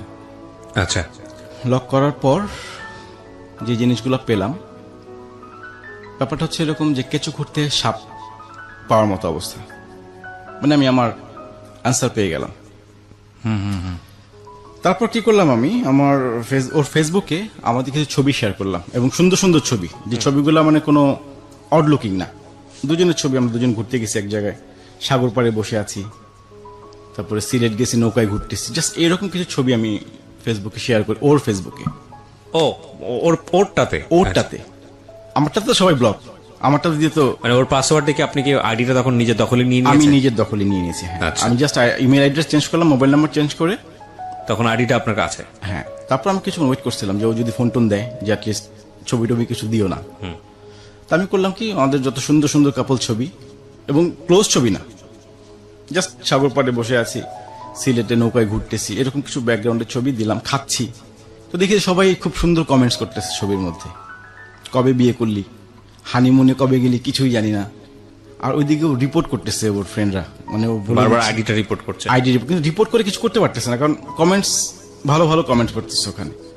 পরে লাস্টে ওর বাবা ফোন দিল আমার বোনের নাম্বারে, ফোন দিয়ে বললো যে অ্যাটলিস্ট সবারই তো মান সম্মান আছে, আপনার ভাইকে বলেন ছবিগুলো যাতে না দেয়, আইডিটা বন্ধ করতে বলেন। তো আমার বোন আমাকে বলে দিল এই ছবি দিও না, বাদ দাও। তো আমি পরে আইডি লক করে দিলাম। আমার উদ্দেশ্য ছিল যে তুমি এতদিন আমার সঙ্গে এরকম, কেউ জানে না, ওর বাসায় জানে না, ওর কোনো ফ্রেন্ড সার্কেলও জানে না যে ও বিয়ে করছে, অ্যাটলিস্ট এতটুকু জানুক, একটা কোশ্চেনের সম্মুখীন হও যে তুমি বিয়ে করছো কি করো নাই। এগুলো ডিভোর্সের পরে, পেপারস পাওয়ার পরে? ডিভোর্সের পেপারস পাওয়ার পরে। আচ্ছা, পরে যে সাগর পাড়ে গেছো তুমি, নিশ্চয়ই বিয়ে করছো, আর যদি বিয়ে না করে যাও তাহলে তো ব্যাপারটা আরেকটু খারাপ। আমার ইন্টেনশন ছিল এটা, যে একটা কোশ্চেনের সম্মুখীন হও। অনেক আছে না, অনেক অড লুকিং ছবিগুলো দেয়, আমি ওগুলি কিছুই দেইনি। জাস্ট আমার উদ্দেশ্য ছিল যে ও যে বিয়ে করছে এইটার উদ্দেশ্যে আমার কাছে ব্যাক করে, যে একটা কোশ্চেনের সম্মুখীন হয়ে ঠিক আছে আমি ব্যাক করছি, বা ফ্যামিলি যাতে ব্যাক করে। তো দেখলাম যে না, ছবি টবি সব বন্ধ করে দিলাম ওই সময়। তারপর জানতে পারলাম ওই মেসেঞ্জারে যে টেক্সটগুলা, বান্ধবীর সাথে কি কনভারসেশন, দাদার সাথে কি কনভারসেশন, দাদার ফ্রেন্ডের সাথে কি কনভারসেশন, আস্তে আস্তে সবই জানতে পারলাম। আমি এখানে শুরু করব, ওই যে অঙ্কুরের কথা বললাম, ও একটা ভার্সিটিতে অঙ্কুরের সঙ্গে যুক্ত ছিল, ওখানে এক বড় ভাইয়ের সাথে তার রিলেশন 2013 সাল থেকে। এটা আমি আগে দেখিনি কখনো, জাস্ট ওই দিন দেখলাম, লাস্ট নক ছিল ফেব্রুয়ারিতে। তো দাদা উনার সাথে আমার কখনো পরিচয় হয়নি। ওই অঙ্কুরের সব বড় ভাইদেরকে আমি চিনি, আমার সাথে খুব ভালো রিলেশন, কিন্তু যার সাথে ওর অ্যাফেয়ার ছিল, বা অ্যাফেয়ার বা পরকীয়া বলবো আমি, যেহেতু আমার সাথে রিলেশন ছিল তখন, 2013 সাল থেকে তাদের মধ্যে মনোমালিন্য হচ্ছে, আবার ঠিক হচ্ছে, সে একবার ভুল বুঝতে পারতেছে। এই জিনিসগুলো দেখুন অনেকদিন কন্টিনিউ, আমার বিয়ের পরেও তার সাথে কন্টিনিউ ওই ছেলের সাথে।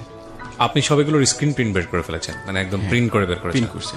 আপনি পেপারসগুলো আমার কাছে দিয়ে যান, সবগুলো দিয়ে আপনি বলতে থাকেন। আমি না দেখে বলতে পারবো না। হ্যাঁ, আপনার বহু বলার দরকার নাই, আপনি জাস্ট ঘটনাগুলো বললেই হবে। আমি জাস্ট প্রুফ দেখলে আমি হয়তো আমাদের লিসনারদেরকে কিছু একটা বলতে পারবো। খুব বেশি অরুচিকর হলে এগুলো আসলে দেখারও তেমন কোনো ইচ্ছা আমার নাই, কারণ আমরা কারো পরিচয় রিভিলও করিনি এখানে। আপনি জাস্ট আমাকে দেন এগুলো, আমি জাস্ট একটা গ্লান্স আমি বলে যাবো কি ঘটনা ঘটেছে। ওকে, বলুন প্লিজ, বসেন। ওকে, হ্যাঁ, বলতে থাকুন আপনি। তো 2013 সালে তার ওই বড় ভাইয়ের সাথে যে কনভারসেশন, ওখানে দেখছি যে সে সরি বলতেছে, সে ভুল করছে, সে অপরাধী, সে নিজেকে অপরাধী। আইডি কি এখনো আপনার দখলে? না, ওই আইডি পার্মানেন্টলি ডিসেবল হয়ে গেছে। পার্মানেন্টলি ডিসেবল, মানে ওরা রিপোর্ট করে ডিসেবল করে দিয়েছে? আমি করেছি এটা। আপনি করেছেন? আমি একদম পার্মানেন্টলি করেছি। আপনি পার্মানেন্টলি ডিসেবল বলে কোনো কিছু ফেসবুকে আছে বলে আমার ধারণা নেই। আপনি চাইলে এটাকে রিভিল করতে পারেন। না, আমি আর কখনো ট্রাই করিনি এটা। ট্রাই করেন? কত সালে করেছেন? এটা মনে হয় ডিসেবল হয়ে গেছে অলরেডি। আচ্ছা, ওকে, ঠিক আছে, বলুন। তারপর 2013 সাল থেকে দেখলাম যে তাদের মধ্যে মনোমালিন্য, যে আমি ভুল করছি, কোনো ডিসিশন এক পক্ষ বিবেচনা করলে হয় না। মানে অনেক আগে থেকেই সম্পর্কটা ছিল। অনেক আগে থেকে, হ্যাঁ, 2013 সালেই সে ভুল করছে। তারপর তার সাথে কন্টিনিউ হচ্ছে এরকম কথাবার্তা। আবার একটা অপশন আছে যে কাউকে ভালোবাসলে এভাবে ভালোবাসতে হয়, এটা আমার ওয়াইফের কনভারসেশন আর কি। আর কিভাবে ভালোবাসছে সেটা তো আমি বুঝতে পারতেছি না, যে কিভাবে ভালোবাসলো তাকে। ওকে। তারপর 2014 সালে এসে আবার আমার বিয়ের পরেও সে তার থেকে সরে আসতেছে। ওকে, আমি সেলফিশ, আসলে আমি এতদিন বুঝতে পারিনি, আমি এখন বুঝতে পারছি আমি অপরাধী। কি করলে এই পাপ মোচন হবে আমি তাও জানি না। আমার বিয়ের পরের কনভারসেশন এগুলা স্টিল নাও তার সাথে যোগাযোগ আছে। এইটা একটা। ওকে। তারপর দাদার সাথে যে কনভারসেশন গুলো দেখলাম, ওগুলো দেখে তো সে আমার সাথে যে কনভারসেশন গুলো করতো ফার্স্ট টাইমে, সেম কনভারসেশন। আরেকবার যদি একটু মনে করিয়ে দিই, এই দাদাটা যেন কে ছিল? দাদা হচ্ছে ওর কলিগ, ওর ভার্সিটির কলিগ, সিনিয়র, এবং দেখতে যথেষ্ট সুন্দর। তো ওই দাদার সাথে কনভারসেশন গুলো দেখলাম, সেই আমার সেম কনভারসেশন, আমার সাথে যে কনভারসেশনে কথা বলতো সেম। আরেকটা মজার ব্যাপার হচ্ছে, দাদার বার্থডে ছিল 30 তারিখে, ডিসেম্বর 30 তারিখ। ওই দিন দাদার আসার উদ্দেশ্য ছিল সে তাদের ইনভাইট করেছিল, ওকে, আমার ওয়াইফ, যে তাদেরকে খাওয়াবে। এটা আমি পরে মেসেঞ্জারে জানতে পারলাম। এবং 29 তারিখে সে দাদার বাসায় ছিল, মানে দাদার বাসা থেকে সে রাত 9:30 সময় বের হয়, কনভারসেশন সবই আছে, এবং অন্য কেউ যায়নি ওর সাথে। আমি জিজ্ঞেস করলাম কে, মানে ওই দিন গেছিল কেন, কলিগরা মিলে গেছিলাম। কোন কোন কলিগ ছিল নাম বললো, ওনারা একজনও যায়নি। তো এভাবে ওকে জিজ্ঞেস করলাম পরে যে দাদার বাসায় কেন গেছিলা, বললো যে এমনি গেছিলাম, দাদার বাসাটা সুন্দর, আবার যাবে, এরকম বেশ কিছু। তখন তো আর আমার বুঝতে কিছু অসুবিধা হলো না যে আসলে দাদার সাথে সে একটা রিলেশনে জড়িয়ে পড়েছে। এদিকে দাদাও অ্যাপ্লাই করেছে চায়নাতে হায়ার স্টাডিজের জন্য, দাদারটা হয়ে যায়, এবং ওদের প্ল্যান ছিল ওরা একসাথে অ্যাপ্লাই করেছে। আচ্ছা, ওরা একসাথে অ্যাপ্লাই করে চায়নাতে। এগুলো তো আপনি ইনভেন্ট করলেন কবে? ডিভোর্সের আগে? ডিভোর্সের পরে, আমি সব ডিভোর্স পরে জানতেছি। আমি তো ডিভোর্স আগে কিছু ডিভোর্সের পরে জেনেছেন আপনি ফেসবুক ঘেটে? ফেসবুক ঘেটে, জি, মেসেঞ্জার ঘেটে। যে আমার তো জেনে লাভটা কি বলেন তো? জেনে লাভ হচ্ছে ডিভোর্সের পরে আসলে জেনে আমার তো জানতে হবে যে ডিভোর্সটা কেন, আমার ফলটা কি। ঠিক আছে, হ্যাঁ, আমার কি ফল্ট, আমি কি করলাম, এতদিন তুমি আমার সাথে সম্পর্ক করলা, আজকে একটা বিনা কারণে চলে যাবা, একটা কারণ দেখিয়ে যেত আমাকে। ওর বান্ধবীর সাথে কনভারসেশন গুলো দেখলাম, ওখানেও কোনো কজ নাই কেন আমাকে ছাড়ছে। ওকে, যে আমাদের মধ্যে সবকিছু ওকে ছিল, আমি ওকে না জানায় ডিসিশন নিছি, এরকম। একটা বার তো আমি জানতে পারতাম ডিভোর্সের আগে যে তোমাকে আমার ভালো লাগতেছে না, তোমার সঙ্গে মানাতে পারছি না, কিছুই বলেনি। তো লাস্টে সে এইভাবেই সবকিছু জানলাম যে সেই 2013 সাল থেকেই তার রিলেশন একটা সে করেই যাচ্ছে। তো যাক, নিজেকে সান্ত্বনা দিলাম তখন যে আমি ভালো আছি। তারপর 2018 সেপ্টেম্বরে দাদা চলে যায় চায়নাতে। ওকে, দাদা চায়নাতে চলে যায়, তো ও একটা ভিডিও আপলোড দেয়, টিকটক নামে একটা অপশন আছে, ওখানে সে কাঁদতেছে, চোখে, মানে ক্যামেরা চোখের সামনে ধরে কাঁদতেছে আর ভিডিও আপলোড দিচ্ছে। তো একজন কমেন্ট করছে, আমি তো ওটা দেখে আমি খুব ইয়ে করছিলাম যে আমার জন্য মনে হয় কাঁদতেছে। ওকে, তো আমার খুব মন খারাপ হলো ওটা দেখে, যে ও নিশ্চয়ই এখন আমার জন্য, মানে ডিভোর্সের পরের ঘটনা? ডিভোর্সের পরের ঘটনা, ডিভোর্স তো অনেক পরে, ডিভোর্স তো এটা সেপ্টেম্বরে আপলোড দিয়েছে। মানে নতুন কোন আইডি যেটা খুলেছে সেখানে? নতুন আইডি না, ও টিকটক নামে একটা অপশন আছে ফেসবুকে, ভিডিও আপলোড দেয়, ওখানে 15 সেকেন্ডের একটা করে ভিডিও থাকে। মানে টিকটকে ওর আইডি থেকে? ওর আইডি থেকে। ওই আইডি আপনার জানা ছিল? আমি খুঁজে পেয়েছি আর কি। ওকে, ফাইন। তো দেখি যে ও কাঁদতেছে, ভিডিও আপলোড দিচ্ছে। তো একজন কমেন্টস করছে যে হোয়াট হ্যাপেন্ড। ও রিপ্লাই দিছে যে one of my loving person just left Bangladesh for his higher studies. এটা দেখে আবার মনটা খারাপ হয়ে গেল। তখন দাদার ইয়েতে ঢুকলাম, যে প্রোফাইলে দেখি যে দাদা একদিন আগে চলে গেছে। তা আমার জন্য কোনো ফিলিংস নাই, এখনো সে দাদার জন্য কান্না করে। এই হচ্ছে আমার গল্প, এখানেই শেষ। মানে গল্পটা এখানে শেষ, আপনি এটা বলতে চাচ্ছেন? জি। কেন বললেন এই গল্পটা? আপনি আগে বলেন।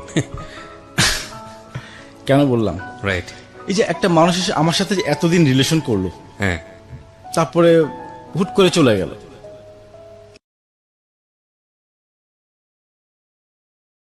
ফিরছি। কিছু কি বাদ গেছে আপনার গল্পে যেটা আমি কথা বলার আগে ফাইনালি বলতে চান? হ্যাঁ, আমার একটা জিনিস বাদ পড়ে গেছে যেটা খুব গুরুত্বপূর্ণ।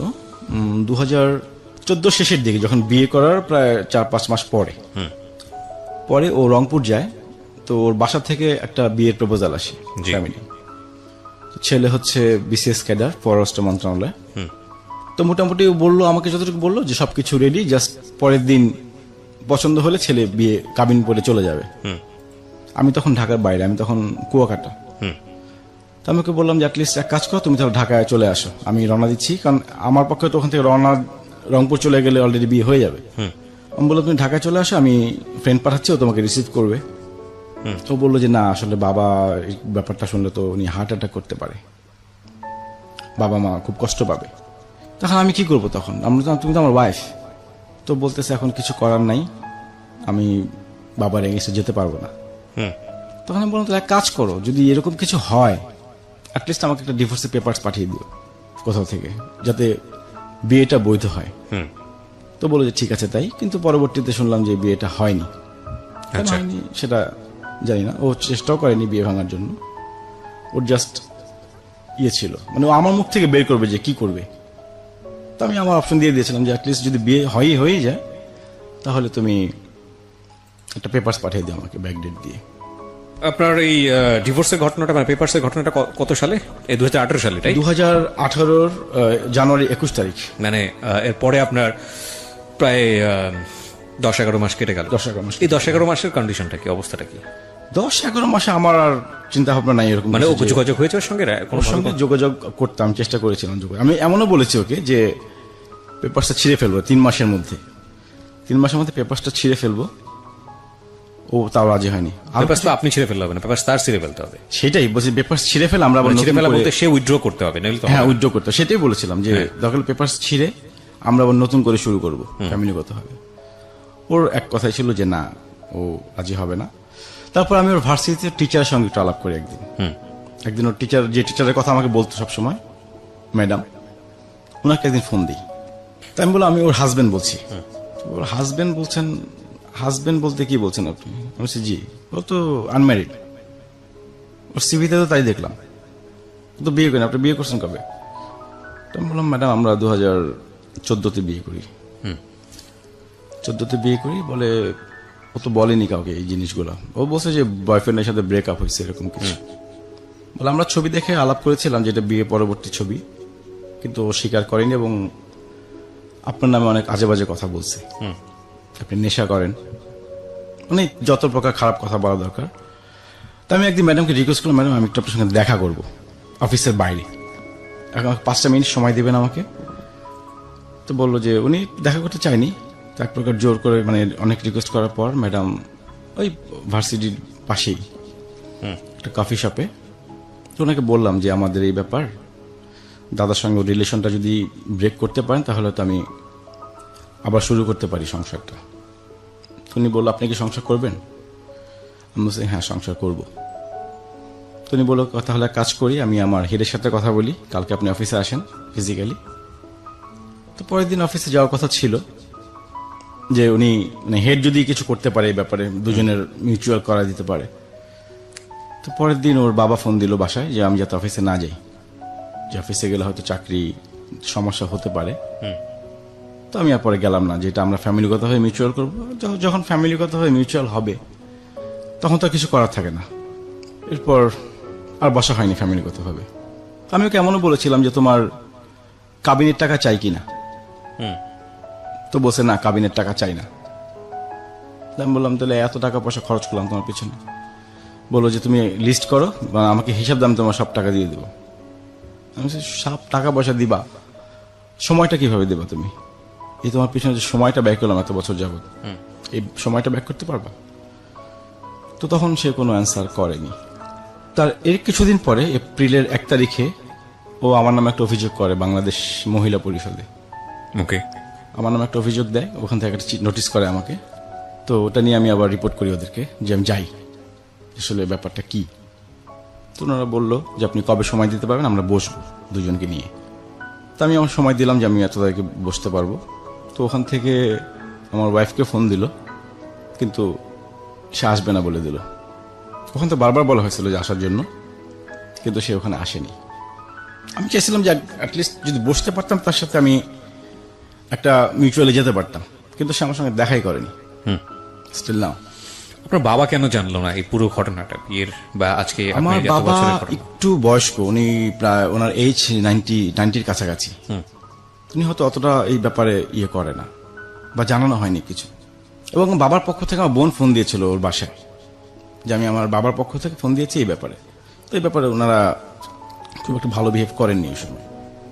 আমিও বাসায় বলেছিলাম অ্যাটলিস্ট বিয়ের ঘটনা যাতে বাসায় না বলো, যে ওনারা দেখতে আসুক, বাসায় আসুক, এসে দেখুক, কিন্তু বিয়ে করেছি এই জিনিসটা যাতে না বলা হয়। আমার বাসা থেকে কখনো বলেনি জিনিসটা। ঠিক আছে, আপনি এবার আমাকে একটু বলেন যে আপনি কেন রেডিওতে এই গল্পটা বা আপনার জীবনের যে ঘটনাগুলো ঘটে গেছে আমার এগুলো বলবেন? আসার একটা কারণ হচ্ছে আজকে এই যে ইম্যাচিউর বয়স, মানে মেয়েরা যে ভুলগুলা করে, এটা অনেকের জন্য শিক্ষণীয় জিনিসটা। এই ব্যাপারগুলো যাতে কেউ না করে বা ফ্যামিলির অমতে কেউ যাতে বিয়ে না না, করে। আপনি তো ম্যাচিউর বয়সে ভুল করেছেন। আমি ভুল করেছি ম্যাচিউর বয়সে, সেটা আমার একটা ভুল, কিন্তু ইম্যাচিউর যারা তারাও যাতে ভুলটা না করে।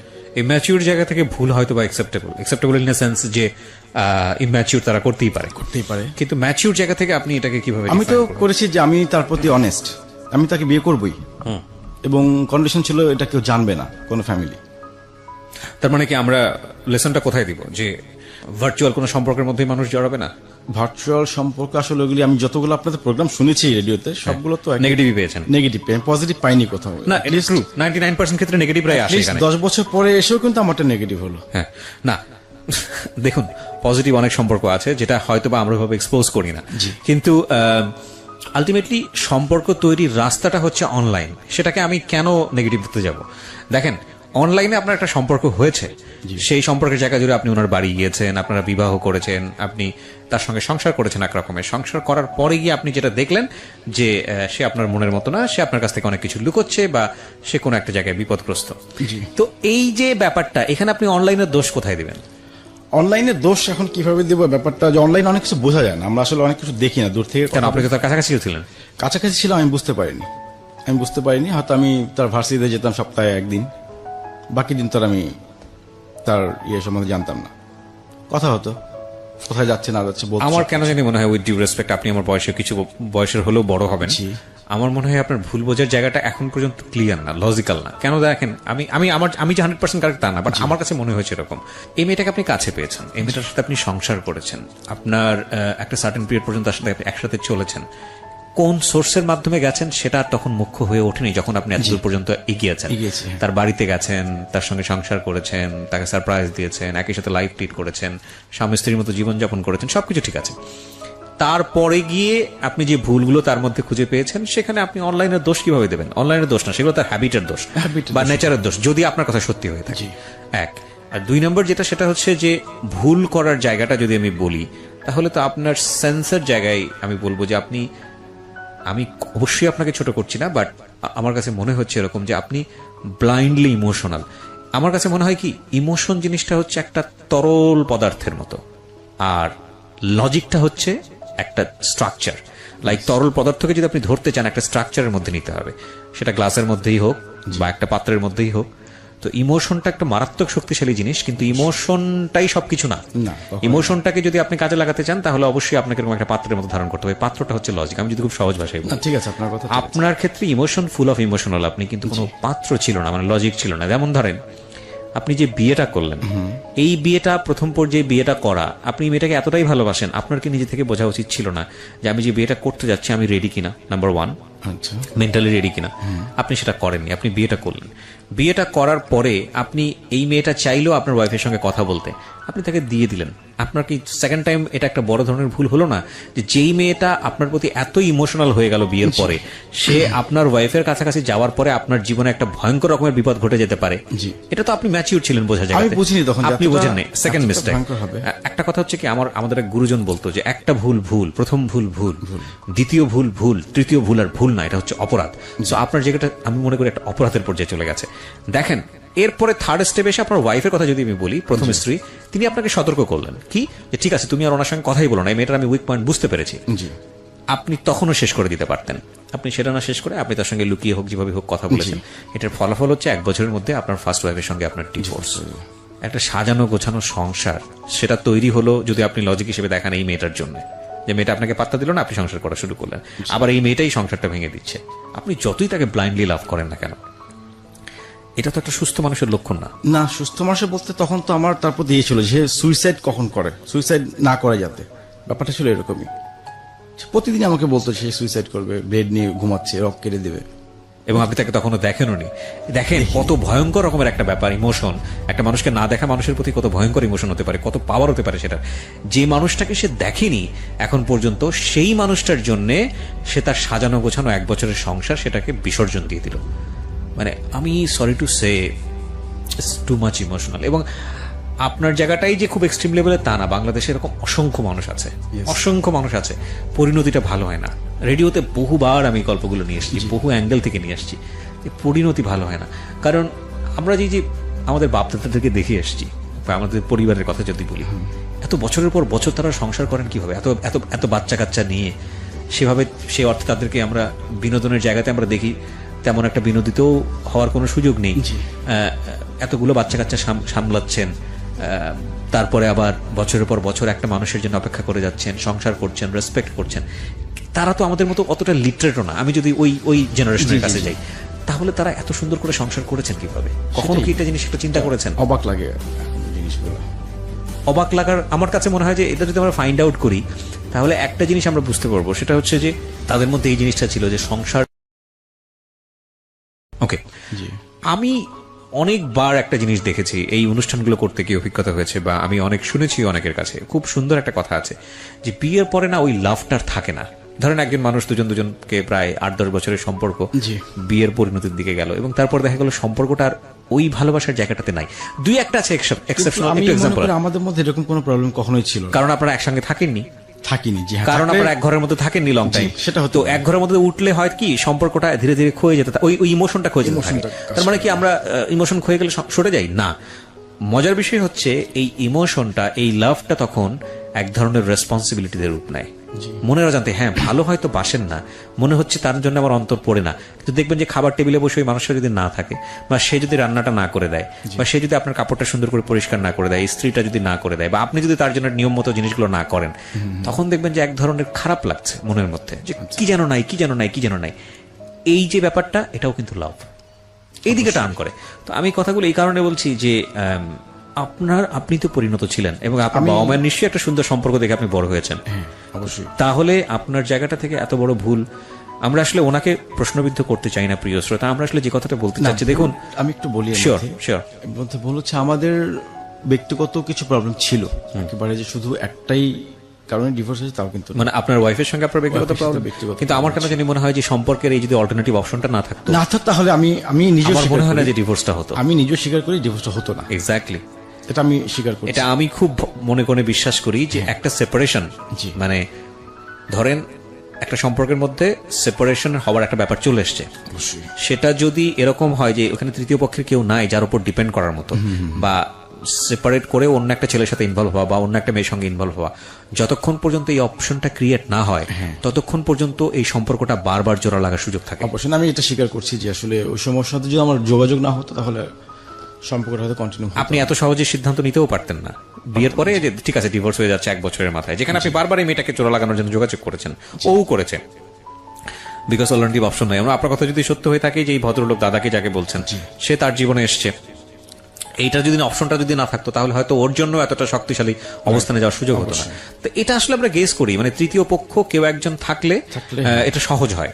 কিন্তু আমার জায়গা থেকে কেন জানি মনে হয় আপনার জীবনের সবচেয়ে বড় ভুলটা হলো বিয়ের পরে এই ধরনের একটা সিদ্ধান্ত নেয়? যোগাযোগটা কন্টিনিউ করা তার যোগাযোগ সাথে। কন্টিনিউ করা আমি- এবং ভয়ঙ্কর রকমের বাজে একটা সিদ্ধান্ত নেয়। আমি শুধু যোগাযোগ করেছিলাম ওর কথা চিন্তা করে, পিচ্ছে একটা মেয়ে যে কোনো ডিসিশন নিতে পারে, ইনকেস ও যদি কিছু করে আমার কি হবে। আমার কি হবে বলতে কি আপনি বিপদে পড়ে যাবেন এরকম কিছু, বা সুইসাইডাল কেস? সুইসাইডের কেসে অবশ্যই আমার একটা ডকুমেন্ট থাকতো, সেটাও মাথার মধ্যে আসেনি তখন, কিন্তু আমার কথা নিজেকে তখন মানে বুঝ দিতে পারবো না যে আমার জন্য একটা মেয়ে। It's a difficult situation but you can handle it. Even কিভাবে সে হ্যান্ডেল এরকম করতে পারতেন? আমার বিয়ের পর একবার ট্রাই করেছিল। না, সে আমি আমাকে আসি, খেয়েছিল। এটা অনেক সময় অনেকেই করে থাকে এবং এগুলোকে খুব সফটলি হ্যান্ডেল করতে হয়। আচ্ছা, আপনি কিভাবে হ্যান্ডেল করতে পারতেন? আপনার কি মনে হয় এখন অল্টারনেটিভ সলিউশন কি হতে পারতো? এই সিচুয়েশনের জীবনে হয়তো অনেকেই পড়ে, অনেক ছেলেরাই পড়ে, অনেক মেয়েরাই পড়ে। কিভাবে হ্যান্ডেল করা যেতে পারতো? আপনি ওই সময়টাতে কি করতে পারতেন? আমার উচিত ছিল ওর সঙ্গে যোগাযোগ টোটালি কন্টিনিউ না করা। না, কিন্তু আপনি তো এটা করলে, আপনি যদি মনে করছেন যে সে সুইসাইড করে ফেলতে পারে, তাহলে আপনি বের হবেন কিভাবে এখান থেকে? এখন বের হওয়ার তো কোনো অপশন আমি পাইনি। Exactly, there is option, lot of option. আপনি যেটা করতে পারতেন, আপনি ওনার বাবা মাকে জানাতে পারতেন।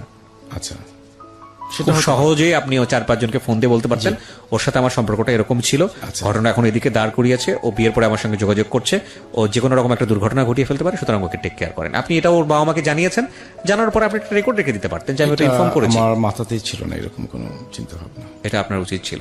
এবং একটা লাভ ইজ ট্রুলি ব্লাইন্ড, লাভটা অনেকখানি ব্লক করে দেয় আমাদেরকে। সেটাই আমি শুধু শেষে একটা কথাই বলবো, প্রিয় শ্রোতা, আমাদের কারোর দিকে আঙ্গুল তোলার কোনো ইচ্ছা নেই। যে ভদ্র মহিলাকে নিয়ে আজকে এখানে কথা হলো, তার প্রতিও আমরা সম্মান জ্ঞাপন করছি।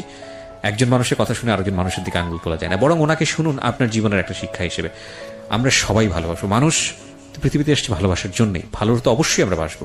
এবং যে মানুষটাকে নিয়ে সংসার করছি তাকে যদি ভালো নাই বাসতে পারি, তাহলে তো এটা তো আসলে শুধু দায়িত্বের জায়গা না, ওই ভালোবাসাটুকুও তো থাকতে হবে।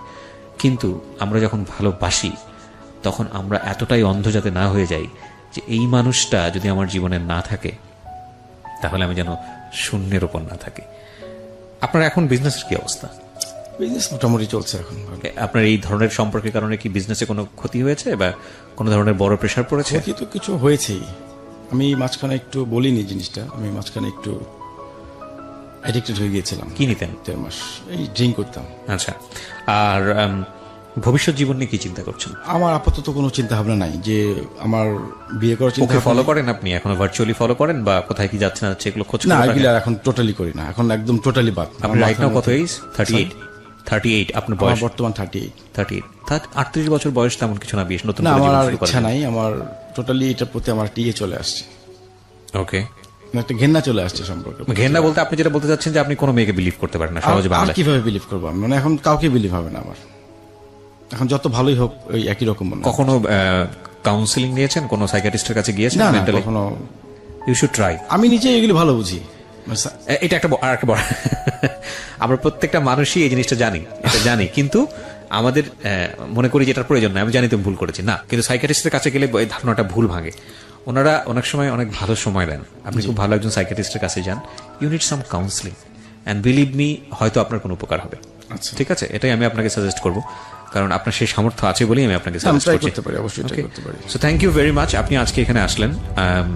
আমি একটা জিনিস আবারও বলছি যে আমরা যেন আমাদের জীবনটাকে ভালোবাসি। যেই হৃৎপিণ্ড আমাদেরকে প্রতি মুহূর্তেই ফ্রেশ ব্লাড দিয়ে যাচ্ছে শরীরে, যেই মস্তিষ্ক বিরামহীনভাবে আমাদের জন্য কাজ করে যাচ্ছে পুরো জীবন দশায়, সেই হৃৎপিণ্ড এবং মস্তিষ্কের কাছে আমরা কিছুটা হলেও যেন ঋণী থাকি। আমরা সবসময় যেন আমাদের সৃষ্টিকর্তাকে স্মরণ করি এই কারণে যে তিনি শুধু আমাদেরকে একটা কাজ দিয়ে দুনিয়াতে পাঠাননি, বা এই একটা জীবন শুধুমাত্র একটা মানুষের জন্য বা একটা ভুল সিদ্ধান্ত নিয়ে পুরো জীবনটাকে স্পয়েল করার জন্য পাঠাননি। আমরা যেহেতু হিউম্যান বিং হয়ে এসেছি, পোকামাকড় হয়েও তো পাঠাতে পারতেন, পিঁপড়া প্রাণী হয়েও তো পৃথিবীতে আসতে পারতাম, অন্য কিছু হয়েও তো আসতে পারতাম, জড় পদার্থ হয়েও তো আসতে পারতাম।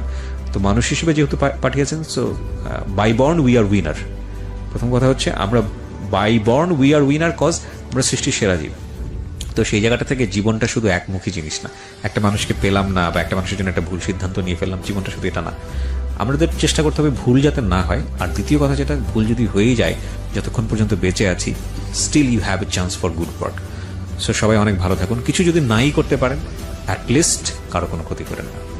So thank you very much. আজকের এই অনুষ্ঠানে যারা শুনলেন, আমি আপনাকে, আপনি তোমার বয়সে বড় ভাইয়ের মতো, আমি আপনাকে যেটা বলবো সেটা হচ্ছে এর মধ্যে আমার ডোন্ট একটু বি কথা হোপলেস। ছিল, শিওর। আরেকটু কথা ছিল, এবং ও খুব চিন্তিত ছিল যে আমি ওর কোনো ক্ষতি করবো কিনা বড় রকমের। আমি আজ পর্যন্ত তার কোনো ক্ষতি করিনি। অনেক কিছু বলছিল, ইভেন একটা জিডিও করিনি তার, সে কিন্তু আমার নামে কয়েকটা জিডি করছে। আমি ওর সঙ্গে দেখা করতে গেলেই সে আমার নামে জিডি করে। আমি তার নামে কোনো জিডিও করিনি এবং তার ক্ষতি করার কোনো চিন্তাও করিনি আমি, যে তার আমি কি ক্ষতি করবো। না, অফকোর্স না, আপনি করে কেন করবেন? প্রশ্নই আসে কখনোই না। করবেন না, প্রশ্নই আসে কখনোই করবেন না। এবং যে মানুষটাকে আপনি একটা সময় পাগলের মতো ভালোবেসেছেন, ওই ভালোবাসার প্রতি আপনি রেসপেক্ট রাখেন। পরে মানুষটা হয়তো আপনার মতো নাই। আমি বলি যে ভিডিও আপলোডটা দেখুন, দাদার জন্য কান্না করতেছে, তার আগে পর্যন্ত আমি সপ্তাহে 2-1 দিন গিয়ে ক্যাম্পাসে বসে থাকতাম, চা খেতাম, সিগারেট চলে আসতাম, জাস্ট একটু দেখার জন্য, আর কিছু না, কোনো কথা বলা ট্রাই করিনি কখনো। জাস্ট ক্যাম্পাসে বসতাম, এক কাপ চা খেয়ে, কখনো দেখা হতো, ও পাশ দিয়ে চলে যেত, আমি চলে আসতাম। ওর কোনো ক্ষতি করার আমার মাথায় কখনোই ছিল না। অনেকে বলছিল অনেক কিছু করার না, জন্য। অফকোর্স। এবং আপনি যে ডকুমেন্টসগুলো আমাকে দেখিয়েছেন, এই যে পেপারস, আমি এগুলো বলিনি রেডিওতে, আপনি এগুলোও আপনার কাছে রাখবেন না। এগুলো না, আমি আপনি- ছিঁড়ে ফেলবো। আপনি আজকের পরে এগুলো ছিঁড়ে ফেলবেন। এবং শুধু এগুলো না, ওর কোনো ডকুমেন্টস যেটা আপনার অ্যাবসেন্সে ক্ষতি হতে পারে, এরকম কোনো জি, জি। ডকুমেন্টস আপনি আপনার ডিভাইসগুলো না, সব রাখবেন। ছবিটা সব ডিলিট করে এবং যে ফেলছি। স্ক্রিনশটগুলো আপনি আমাকে দেখাতে চেয়েছেন, সেনসিটিভ বিষয়গুলো, ওগুলোও আপনি রাখবেন না। না। আমি আপনাকে রিকোয়েস্ট করবো, কারণ একটা জিনিস কি, ধরেন আপনি হয়তো কোনো কারণে আজকে হয়তো মারা গেলেন, সাপোজ, হ্যাঁ। আপনার ডিভাইসগুলো হয়তো অন্য কারো হাতে চলে গেল, বা এগুলো কিডন্যাপ হলো, বা এগুলো চিন্তাই হলো, পরবর্তীতে হয়তো তার একটা বড় ক্ষতি আমি হয়ে গেল। এগুলো শুধু ওর একটা ফ্রেন্ডকে পাঠিয়েছি, ওর যে বান্ধবী, ক্লোজ বান্ধবী, ওকে শুধু জানানোর জন্য, কিন্তু সেও কোনো রিপ্লাই দিচ্ছে না। আমরা খুব সফটলি না, যখন খুব বিপদগ্রস্ত হয়ে যাই, যখন খুব হোপলেস হয়ে যাই, যখন কিছুই করার থাকে না, তখন আমরা চারদিকে হাত বাড়াই যে কেউ যদি আমার থেকে একটু সিম্প্যাথি দেখাতো। আপনি বেসিক্যালি যে কাজগুলো করেছেন সেগুলো আপনার সিম্প্যাথি পাওয়ার জন্য, যে ওর ফ্রেন্ড অন্তত আপনার পক্ষে কথা বলুক, কেউ অন্তত আপনাকে একটু কথা বলার জন্য, যে বিগ মিস্টেক হচ্ছে হলো, ফ্রেন্ড তো তারই, সে তো আপনার সাথে অবশ্যই কথা তার বলবে friend। না। আমি বলিনি আমার পক্ষে কিছু করার জন্য, জাস্ট আমি একটু জানতে চাচ্ছিলাম যে একটু বোঝাও, একটা বান্ধবী যদি ওকে একটু বোঝাতো, আমার ধারণা সে ব্যাক করতো আমার লাইফে। আমার মনে হয় বেস্ট পলিসিটা এই সময় হচ্ছে চুপ করে যাওয়া, তাকে কিছু কথা বলে যে ঠিক আছে, আমি জানি তুমি এখন আর বুঝবা না, বা বিষয়টা এরকম। আমি বলছি তাকে যে তুমি এখন ঘরের মধ্যে আছো, এখন যা কিছুই বলি তোমার ভালো লাগবে। হ্যাঁ, ভালো লাগবে না, ঠিক আছে, আমি স্টপ হয়ে যাচ্ছি, এখানে আমার কিছু করার নেই, যতই মুভ করবো আমি, তুমি তত তোমার খারাপ লাগবে, সো আমি বিং স্টপড রাইট নাও। তুমি যেটা করতে পারো তুমি মুভ করো, মুভ করার পরে তোমার জন্য যদি মনে হয় যে না, you are doing mistake, you are doing error, or you are doing wrong, whatever it is, তুমি যদি ফিরে আসতে চাও, আমি আছি তোমার জন্য। So thank you very much. শুনছেন মিস্টার ম্যাঙ্গো ক্যান্ডি প্রেজেন্টস জীবন গল্প। প্রত্যেকটা গল্পই আমাদের জন্য অনেক শিক্ষণীয়। আজকের এই গল্প থেকেও সবসময় মনে রাখতে হবে, যে কোনো সম্পর্কে গেলেই আমরা যেন এতটুকু জড়িয়ে না যাই যতটুকু জড়িয়ে গেলে নিজেকেই খুঁজে পাওয়া যায়।